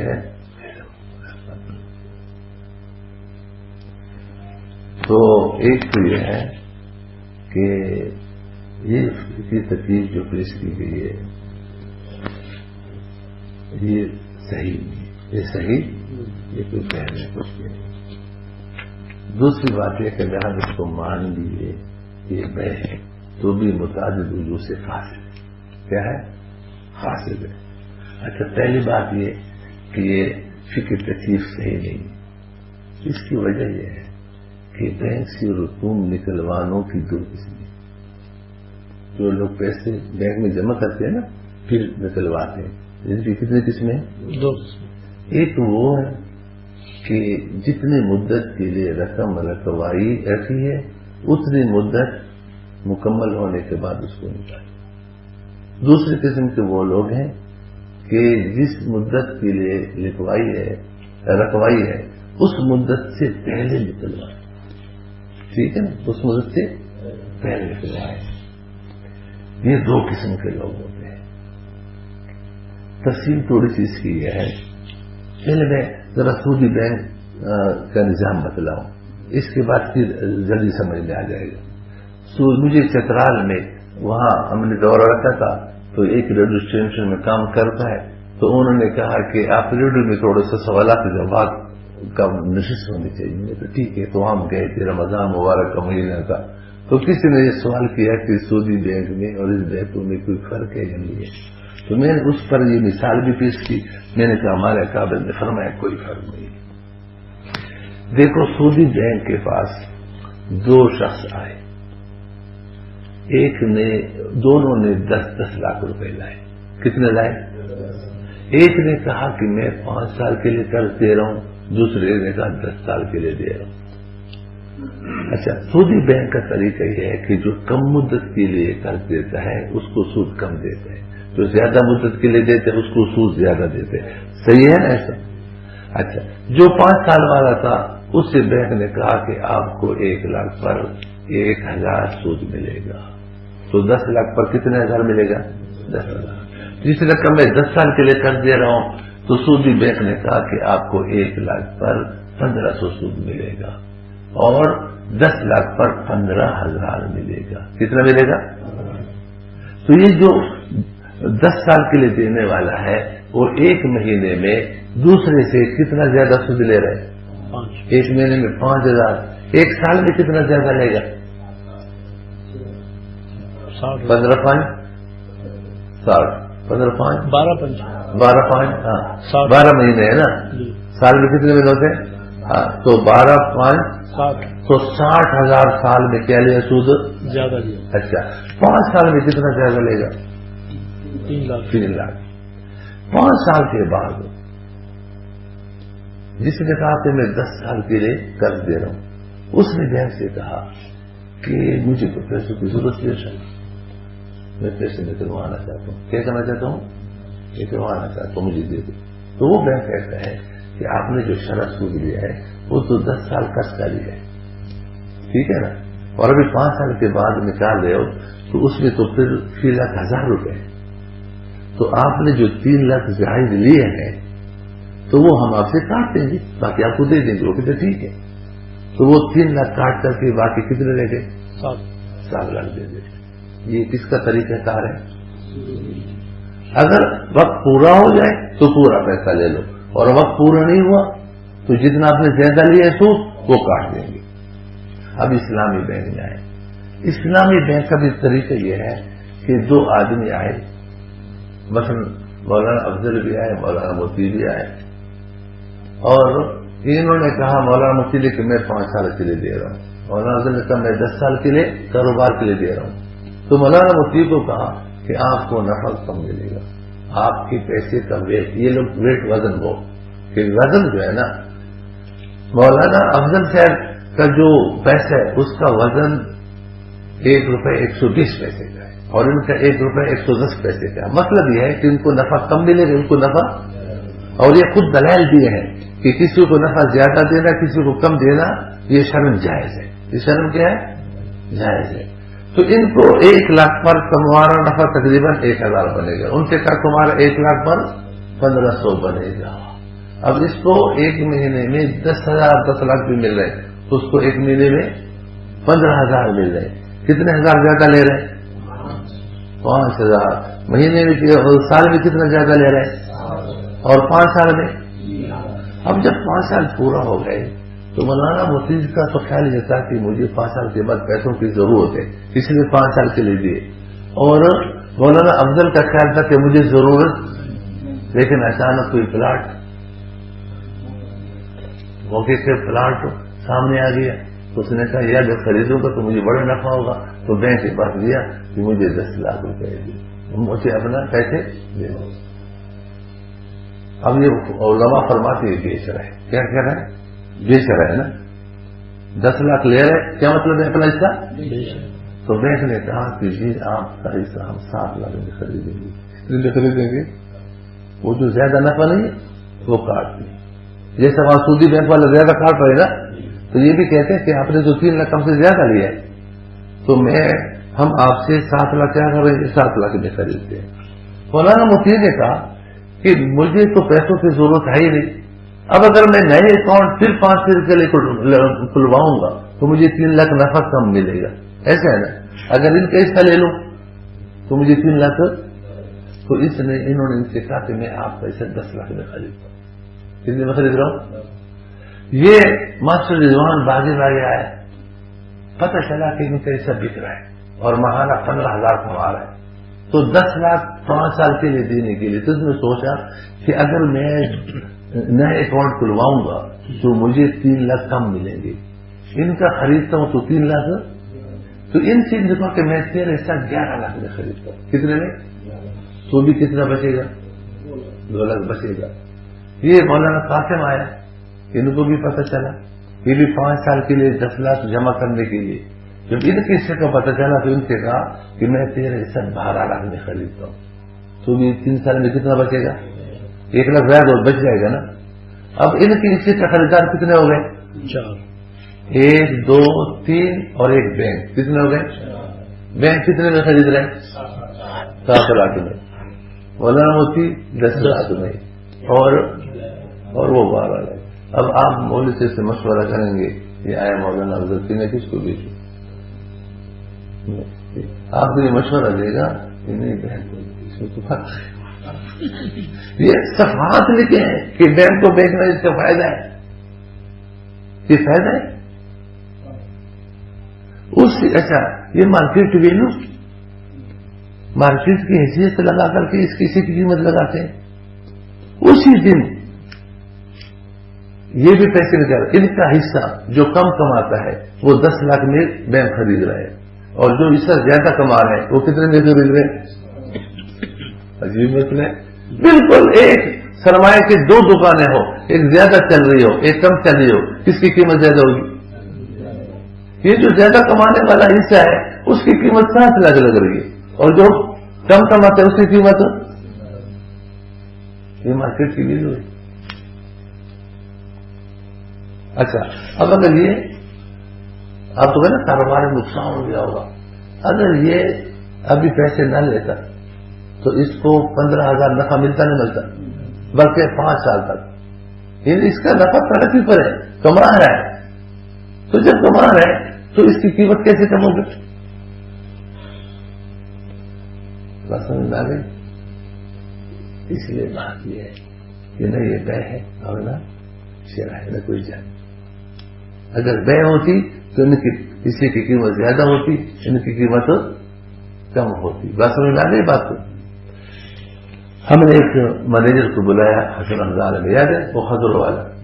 تو انہوں نے کہا ہم تو بے شرع نہیں جانتے, ہم تو بے جانتے ہیں. اگر کوئی وقت سے پہلے نکلتا ہے ہم وہ چارٹ منگوا دیتے ہیں کہ اس وقت کا ویٹ اتنا ہے اور اس کا, اور جو آپ نے شروع میں مدت میں اوپر اس کا ویٹ اتنا ہے.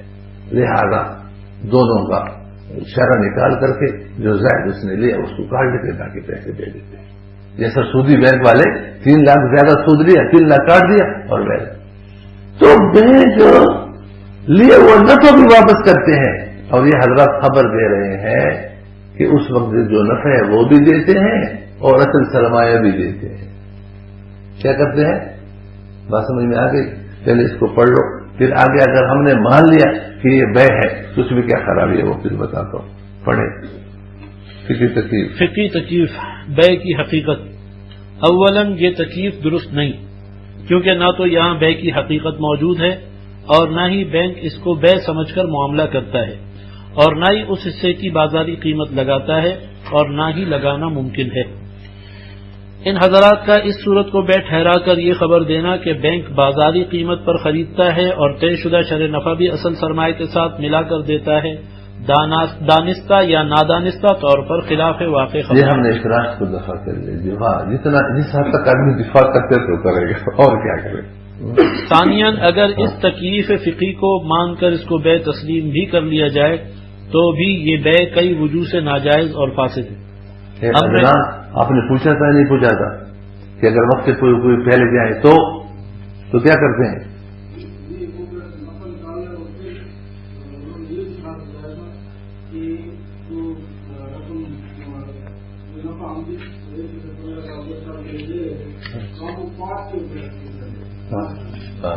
وہ میں کچھ کیا میں سوال ابھی اس کو نفع پہلے یہ بھی نہیں تھا تو آپ دے کیوں رہے تھے ابھی کیوں نہیں دے رہے وہ ہوگا تو آپ کو موجود نہیں آپ کو موجود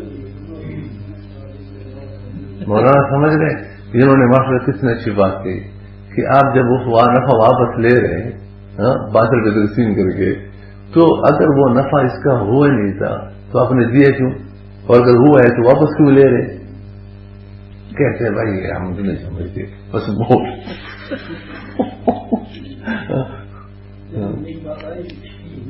ہاں وہ کیا اب بتائیے نا کہ نفع ہوا ہے آپ نے دیا ہے تو ہوا ہوگا نا، اور جب اب واپس کیوں لے رہے 3 لاکھ زیادہ واپس کیوں لے؟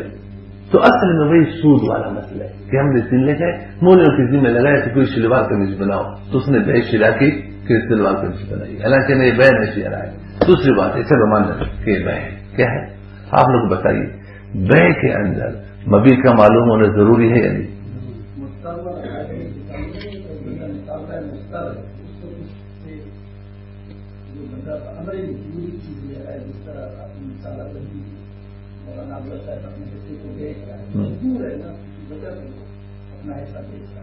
اگر بھیجنے ہیں تو ادھر 10 لاکھ والے جو موجود ہیں تو پھر ان کو کیوں بھیجے؟ بالکل زبردستی، یہ ظلم نہیں ہے، علماء نے کہا یہ ظلم صحیح ہے۔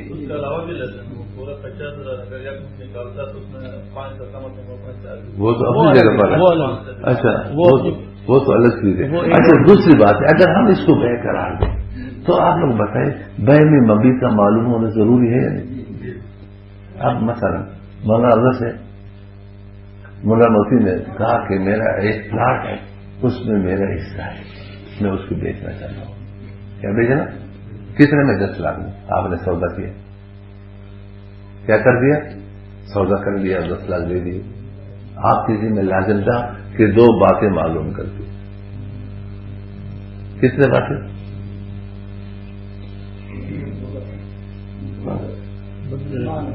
اچھا کتنے باتیں؟ 2 باتیں معلوم کرتی۔ کتنے باتیں؟ نمبر 1 کہ جس پلاٹ میں آپ کا حصہ ہے وہ پلاٹ کتنا ہے، پھر تیرا حصہ کتنا ہے۔ اب خریدنے کے پوچھے کہ پلاٹ کتنا ہے، کسی نے کہا 100 گز کا ہے، تیرا اس میں کتنا حصہ ہے، کہتا 100 حصہ ہے۔ شاباش، 1 گز کا ٹکڑا آپ نے میرے اوپر 10 لاکھ میں بیچا ہے جس میں بیت الخلا بھی نہیں بن سکتا۔ ہاں تو اس جہالت کو ختم کرنے کے لیے پورے پلاٹ کا رقبہ معلوم ہونا چاہیے نہیں ہونا چاہیے، پھر اس رقبے میں اس کے حصے کا معلوم ہونا چاہیے نا۔ تو یہاں یہ 10 لاکھ تو نہیں بیچ رہا، اس کا حصہ بیچ رہا ہے نا، تو پورے کاروبار کا حجم معلوم ہونا چاہیے کہ پورا کاروبار کتنا ہے، پھر اس کاروبار میں میرا حصہ 1000واں ہے، 20واں ہے، 100واں ہے، 80واں ہے، یہ معلوم ہونا چاہیے نا۔ تو پورے کاروبار کا حجم تو کسی کو بھی معلوم نہیں، نہ بینک کو معلوم ہے اور نہ بینک ہولڈر جو اکاؤنٹ ہولڈر ہیں ان کو معلوم ہے، اور نہ یہ معلوم ہے کہ اس پورے کاروبار میں میرا حصہ 10واں ہے، 20واں ہے، یہ معلوم ہونا چاہیے، ضروری ہے۔ تو مبیع مجہول ہے، تو جب مبیع مجہول ہو تو بے کیا ہوتی ہے؟ اچھا دوسری بات یہ ہے کہ ثمن مجہول ہے، اس لیے کہ علماء نے لکھا ہے کہ ثمن مارکیٹ ویلو ہے، مارکیٹ ویلو ہے نا، تو یہ سارے پنکھوں کی قیمت مارکیٹ میں لگوا سکتے دو، تو مارکیٹ ویلو کس کو معلوم ہے، کوئی لگاتا ہے تو ثمن بھی مجہول ہوگی۔ تیسری چیز آپ لوگوں نے پڑھا ہوگا کہ بے کی صحت کے لیے ترازی شرط ہے، مبادلۃ المال بالمال بالترازی کی شرط ہے یا نہیں؟ اور ترازی کے لیے 2 چیزیں ضروری ہیں، ترازی کے تحقق کے لیے 2 چیزیں کیا ہے؟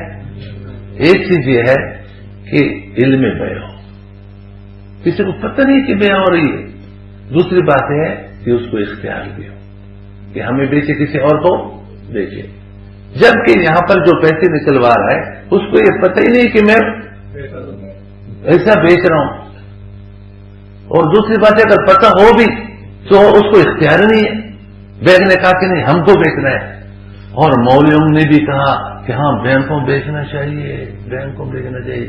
جامع رشید والے نے جو بات لکھی آپ حیران ہو جائیں گے، مولانا جمیل صاحب آپ حیران ہو جائیں گے، یہ بینک والے اتنے شاطر ہے مولوی سے ایسے ایسی باتیں لکھوائی ہیں کہ آپ کہیں گے علمان والحفیظ. تو علماء بڑے سمجھدار ہوتے. تو تراضی ہے, سمجھ گئے بات کو. نمبر 3 کتابوں میں لکھا ہے کہ جس پر آپ کا دین ہے, مثلا میرا مولانا افضل پر 1 من گندم دین ہے, قرض ہے, تو میں اس کو بیچ سکتا ہوں مفتی اللہ کو. اس کو تو بیع الدین علی من علیہ دین یہ جائز ہے, لیکن بیع الدین علی غیر من علیہ دین یہ جائز نہیں ہے. تو یہ جو نکل رہا ہے ان کے حصے, ان کے سرمایہ کا ایک حصہ دیون میں ہے یا نہیں؟ دیون ہے یا نہیں؟ تو وہ دین کا حصہ بھی بیچ رہے, لیکن کس کو بیچ رہے؟ جس پر دین ہے اس کو بیچ رہے, بینک کو بیچ رہے. بینک تو مدیون نہیں ہے. یہ بیع الدین میں غیر من علیہ اور یہ بھی جائز نہیں ہے. کتنے وجوہ ہو گئے؟ 4. کتنے ہو گئے؟ 4. نمبر 5 ایک حصہ ان کا کرنسی بھی ہے یا نہیں؟ کون سا؟ ہاں دیکھو, ان پر میرا کیا ہے؟ دین ہے, قرض ہے, تو میں اس کو بیچ سکتا ہوں کہ بھائی آپ کسی میں جو میرا 1 گندم کا 1000 روپئے بیچ رہا ہوں, اس نے خرید لیا. لیکن میں مفتی اللہ کہہ رہا ہوں کہ ان کسی میں جو میرا 1 من دین ہے, گندم ہے, وہ آپ کو میں نے بیچ دیا, تو ان کو بیچنا جائز. اب سمجھے بات کو؟ ہاں. اچھا, نمبر 5 وہاں پر جو حصہ نکال رہا ہے بیچ رہا ہے, اس کے حصے, اس کے راس المال کا ایک حصہ کیا ہے؟ نقود بھی ہے, اور ایک ملک کی کرنسی کا جن سے واحد ہونا یہ اتفاقی ہے, اس میں کسی کا اختلاف ہو. اور اس کے بیچنے میں ضروری ہے کہ مثلا بمثل یا مثلا بمثل یا دن بیدن, کہ برابر برابر بھی ہو یا دن بیدن. اگر یہ دن بیدن نہیں ہے تو کیا ہے؟ تو جس مجلس میں انہوں نے سودا کر لیا اسی مجلس میں تقابل صفحہ نہیں, جبکہ یہ تو چیک جمع کرتے ہیں, پھر اس کے کھاتے میں جمع ہوگا, یہ ہوگا, یہ ہوگا. بات سمجھ میں آ گئی؟ تو یہ دن بھی دن, تو اس میں ربا نصاب ہے. کیا ہے؟ تو یہ 5 وجوہ سے یہ بے کیا ہے؟ ناجائز اور فاسد ہے. کتنے وجوہ سے؟ 5 وجوہ سے ناجائز ہے, تو بے بھی صحیح نہیں. ایسے جامعہ ترشید والوں نے لکھا ہے کہ یہ جو تم غوغا کرتے ہو کہ بینک والوں نے شرط لگائی کہ ہم کو بیچنا ہے, ہم کو بیچنا ہے, یہ شرط ناجائز ہے, ناجائز ہے. تو اس کو اتنے ہوا دینے کی کیا ضرورت ہے؟ اگر بینک شرط نہ بھی لگاتا تو بھی یہ بینک ہی کو بیچتا. اس کو فائدہ اسی میں ہوتا کہ بینک کو, کیوں؟ اس لیے کہ 2 صورتیں ہیں. کتنی صورتیں ہیں؟ ایک صورت یہ ہے کہ یہ بینک کو اپنا حصہ دے, دوسری صورت یہ ہے کہ یہ تنجیز کا مطالبہ کرے. کس کا؟ ٹکڑے ہونے کا, کہ مجھے اپنا حصہ ہر چیز میں. تو پنکھوں کو اب 1000 آدمی کسی میں جمع ہے, شریک ہیں بینک میں, تو پنکھے کے 1000 ٹکڑے کیے جائیں گے, انرجی سیور کے 1000 ٹکڑے کیے جائیں گے, میز کے 1000 ٹکڑے کیے جائیں گے, قلم ہے اس کے 1000 ٹکڑے. تو اولاً تو یہ جو تنجیز پر کتنے مصارف خرچ ہوں گے, سرکاروں کو بلانا, لوہاروں کو بلانا, یہ ٹکڑے ٹکڑے کرانا, پھر یہ ٹکڑے جب اس کو ملیں گے یہ بورے میں ڈال کر کے پھر یہ مارکیٹ میں لے جانا کوئی آسان کام ہے. دلی لامی میں اونے پونے دام اس کو بکیں گے, تو اس کو تو 10 لاکھ کے بجائے 1 لاکھ بھی نہیں ملے گا. ایک ٹکڑا پنکھے کے پر کا ہے, ایک ٹکڑا انرجی سیور کا ہے, ایک ٹکڑا لکڑی کا ہے, ایک ٹکڑا قلم کا ہے. یہ ٹکڑے کیا ہے؟ اس میں تو اس کو بھی ضرر ہے, دوسروں کو بھی کیا ہے؟ ضرر ہے. اس لیے اس کے لیے بہتر تو یہ ہے کہ اس سارے جھنجھٹوں سے محفوظ رہے, اور بینک اس سے 7 لاکھ میں خریدے تو 7 لاکھ تو مل گئے. اگر یہ ٹکڑے کرائیں گے تو کتنے مہینے لگیں گے؟ کتنے مہینے لگیں گے؟ ہاں, اور سرکاروں کو لاؤ اور اس کو لاؤ, وہاں پر خریدے تو اس کے بھی ٹکڑے کے.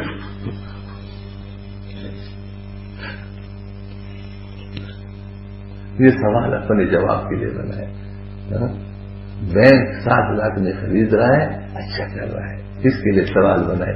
کوئی سوال یہ نہیں ہے کہ یہ تنجیز کا مطالبہ کرے. سوال یہ ہے کہ اس کا حصہ یہ بھی خرید رہے، یہ بھی خرید رہے، یہ بھی خرید رہے، 3 اور خریدار ہیں، ان کو اختیار تو کن کو بھیجے. تنجیز کا مسئلہ نہیں ہے. اور خود دارالعلوم تھے مزاربت کے زمانے میں، ایک مزاربت نامے کی انہوں نے تصدیق کی ہے، اس میں لکھا ہے کہ رب المال کو 3 اختیار ہے کہ اپنا حصہ کسی شریک کو دے، اپنا حصہ مزارب کو دے، اپنا حصہ کسی اجنبی کو دے، اور پھر وہ اجنبی اس کی جگہ پر آئے گا. جو نفع نقصان کی شرح اس کے ساتھ تھا وہ اس کے ساتھ ہوگا. یہ خود لکھا ہے کہ رب المال کو جو نکل رہا ہے اس کو 3 اختیار ہے. تو یہاں اختیار دے، بات سمجھ میں نہیں آئی، لیکن یہاں اختیار نہیں دے رہے. بینک والوں کو پتا تھا کہ اگر ہم نے اختیار دیا تو ان سے 3 لاکھ ہم واپس لے سکتے ہیں، اور ان کا ایسا جو خریدے گا تو مزید 5 سال میں 3 لاکھ اور لے گا نہیں لے گا، تو وہ 6 لاکھ ہڑپ کرنا چاہتا ہے. یہ ہے مالدار کل بنے مالدار. یہ شخص قانونی ہے تو اپاہج لیکن سمجھدار کتنا ہے، سمجھ گئے، ہے تو عقل سے فارغ لیکن بڑے بڑے مولوں کے دماغوں کو گما دیتا ہے.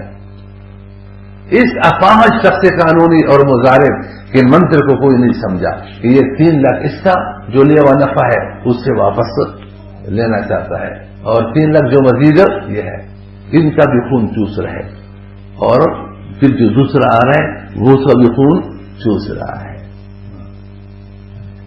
شکر ہے خود دارالعلوم کے ایک مفتی محمود اشرف سے انہوں نے لکھا ہے کہ یہ خون چوسنے کی، یہ خون چوسنے میں تعبیر کر رہا ہوں، ٹھیک ہے نا، اور تعبیر بالکل آپ وہی ہوگی، خون چوسنا دوسروں پر زیادتی کرنا، ٹھیک ہے نا، تو خون چوس کریں لیکن اسلامی کے لیے.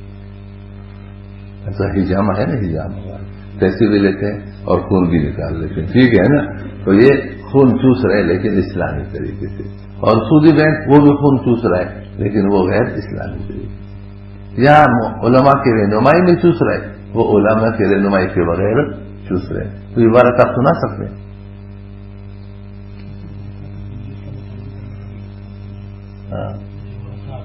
ہاں، حالانکہ آپ لوگ کو معلوم ہے کہ اگر یہ کتاب کوئی وراثت میں چھوڑے تو تنجیز کا حق حاصل ہے وارث کو، اس کے ٹکڑے کرے.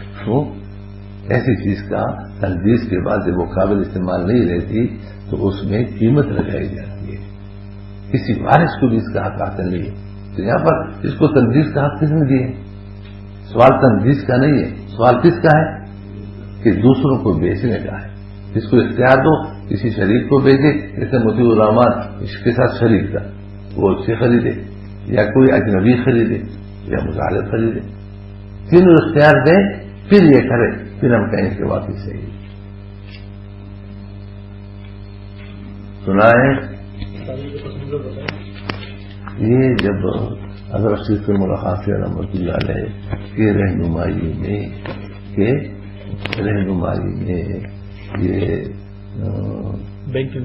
بینکنگ پر اجلاس ہو گئے اور سب نے مستقلہ تحریر لکھ دی یہ ناجائز ہے اور اس کا حکم سودی بینکوں کی طرح ہے. یہ آپ کو انشاءاللہ ہم سنائیں گے، کل جو ہے نا آتی آپ کو یہ بات سنائیں گے انشاءاللہ. پھر تکافل کا ڈھانچہ، کل ساتھیوں کو اور ساتھی بھی اثر سے تو آ جائیں تاکہ تکافل کمپنی ہم بنائیں کہ کس طرح تکافل کمپنی بنائی جاتی ہے. تو وہ پہلے تکافل کمپنی بنائیں گے، وقت پر جو آئے گا 8 بجے تو وہ تکافل کمپنی کے ڈھانچے کو سمجھ جائے گا، پھر آگے اس پر جو باقی قرارداد کو سمجھے گا. تاخیر سے آئے گا تو اس کو پتہ نہیں چلے گا. تو انہوں نے پھر مولانا عبدالرحمان کوثر صاحب نام سنا ہے، مولانا شکیل صاحب رحمۃ اللہ کے صاحبزادے ہیں، انہوں نے ان کو بہت طویل خط لکھا کہ جب اتنے علماء ناجائز فرمان ہیں تو تمہارے اوپر فرق تو نہیں، کیا کر دو، چھوڑ دو. اس خط کا جواب مفتی محمود اشرف صاحب دامت برکاتہم دارالعلوم کے علماء میں سے ہیں، ٹھیک ہے نا، آپ لوگ جانتے ہوں گے کئی لوگ. تو انہوں نے اس کا جواب لکھا، اس کے ذمہ لگایا. انہوں نے جو جواب لکھا ہے اس میں کچھ عبارتیں ہیں وہ آپ کو سنا رہے ہیں کہ انہوں نے کیا لکھا ہے. اور میں نے پھر مولانا سے پوچھا، انہوں نے کہ اس نے جواب لکھے، لیکن جواب سے میں تو مطمئن نہیں ہوں، اس لیے ہماری کتاب جو بینکاری والی ہے اس پر ان کی تقریر بھی ہے، مولانا عبدالرحمان کوثر صاحب کی تقریر بھی اس کتاب پر ہے، سنائیں۔ حضرت مولانا مفتی محمود اشرف صاحب زیدہ مجدوم تعبیر فرماتے ہیں، یہ بینک کوئی عوامی فلاح کے ادارے نہیں ہیں جن کے پیش نظر عوامی فلاح ہو، یہ خالص تجارتی ادارے ہیں۔ ان کے مالکان و ذمہ داران میں ایک تعداد ان لوگوں کی بھی ہے جن کی نشو و نما سرمایہ داری پر مبنی سودی بینکاری کے ماحول میں ہوئی ہے، اور وہ اسلامی نظام عدل سے کما حقوق واقف نہیں۔ تجارتی ادارے ہونے کی بنا پر ان کا مقصد منافع حاصل کرنا ہے اور اپنی ٹھاٹ باٹ کی زندگی غیر معمولی تنخواہوں اور دیگر غیر معمولی سہولیات کو تحفظ دینا ہے، اور بسا اوقات خواہ جائز عقود ہی کے ذریعے بسا اوقات خواہ جائز عقود ہی کے ذریعے یہ عوام کے روپے سے ان کو نفع تو کل عدم دیتے ہیں۔ بتائیے کل عدم کا مطلب کیا ہے؟ نہ ہونے کے بعد تو یہ خون چوسنا ہے یا نہیں؟ عوام کا خون چوسنا ہے، لیکن کس کی رہنمائی نہیں؟ علماء کی رہنمائی، اپنے نفع کا خاص اہتمام کرتے ہیں۔ یہ دیکھو خود گواہی دے رہے ہیں کہ یہ ایسے بینک عوام کی فلاح کے لیے نہیں بنائیں گے، جیسے ہم دھوکے میں ہیں، ہم سمجھتے ہیں کہ یہ عوام کا فائدہ ہے، عوام کی ضرورت ہے، عوام کا فلاح ہے، عوام کا یہ ہے۔ خود لکھ رہے ہیں کہ عوام کے فلاح کے ادارے نہیں ہیں، کہ ان کا مقصد یہ ہے کہ عوام کو کوئی فائدہ پہنچائے، بلکہ عوام کا کیا کر رہے ہیں؟ خون چوس رہے ہیں، لیکن علماء کی نگرانی، علماء کی نگرانی۔ کیا شان اور کشمیر رحمۃ اللہ کے کہ جب لاہور میں کسی نے دعوت کی، مولانا شبیر احمد عثمان احمدی صاحب ہیں، تو میزبان نے کچھ سود سے متعلق بات شروع کی کہ اس کی گنجائش، فلاں کی گنجائش، ایسا ایسا ایسا، تو مولانا شبیر احمد عثمان جوابات دے رہے ہیں، حضرت خاموش سن رہے ہیں۔ جب وہ پھر اشکال تو حضرت نے فرمایا میرے لاٹھی دو، کھڑے ہو گئے، فرمایا آپ سنو، تمہیں جہنم میں جانا ہے تو کود کر کے جاؤ، کوئی روکے گا نہیں، لیکن تو چاہتا ہے کہ مولوی کے کندھے پر سوار ہو کر جاؤں تو مولوی اپنا کندھا استعمال ہونے نہیں دے گا، اور نکلے کہ ہم تمہارا کھانا نہیں کھاتے، بڑی محنت تھی کہ ہم نے کہا جاؤ، یہ تھے علماء، یہ تھے ہمارے سارے۔ اور آج بتائیے آپ لوگ ان چیزوں کوئی ایک چیز ہم نے حقیقت کے خلاف لکھی ہے تو آپ بتائیں کہ آپ نے اس چیز میں زیادتی کی ہے۔ کل یہ عبارت پڑھ لیں گے، ٹھیک ہے نا؟ یہ جو نمبر 2 امر نمبر 2 ہے، ٹھیک ہے، اس کو بھی پڑھ لیں گے، اور ساتھ ساتھ یہ ہے کہ یہ مسئلہ ختم ہو جائے گا اور پھر تکافل کو ہو جائے گا، ٹھیک ہے۔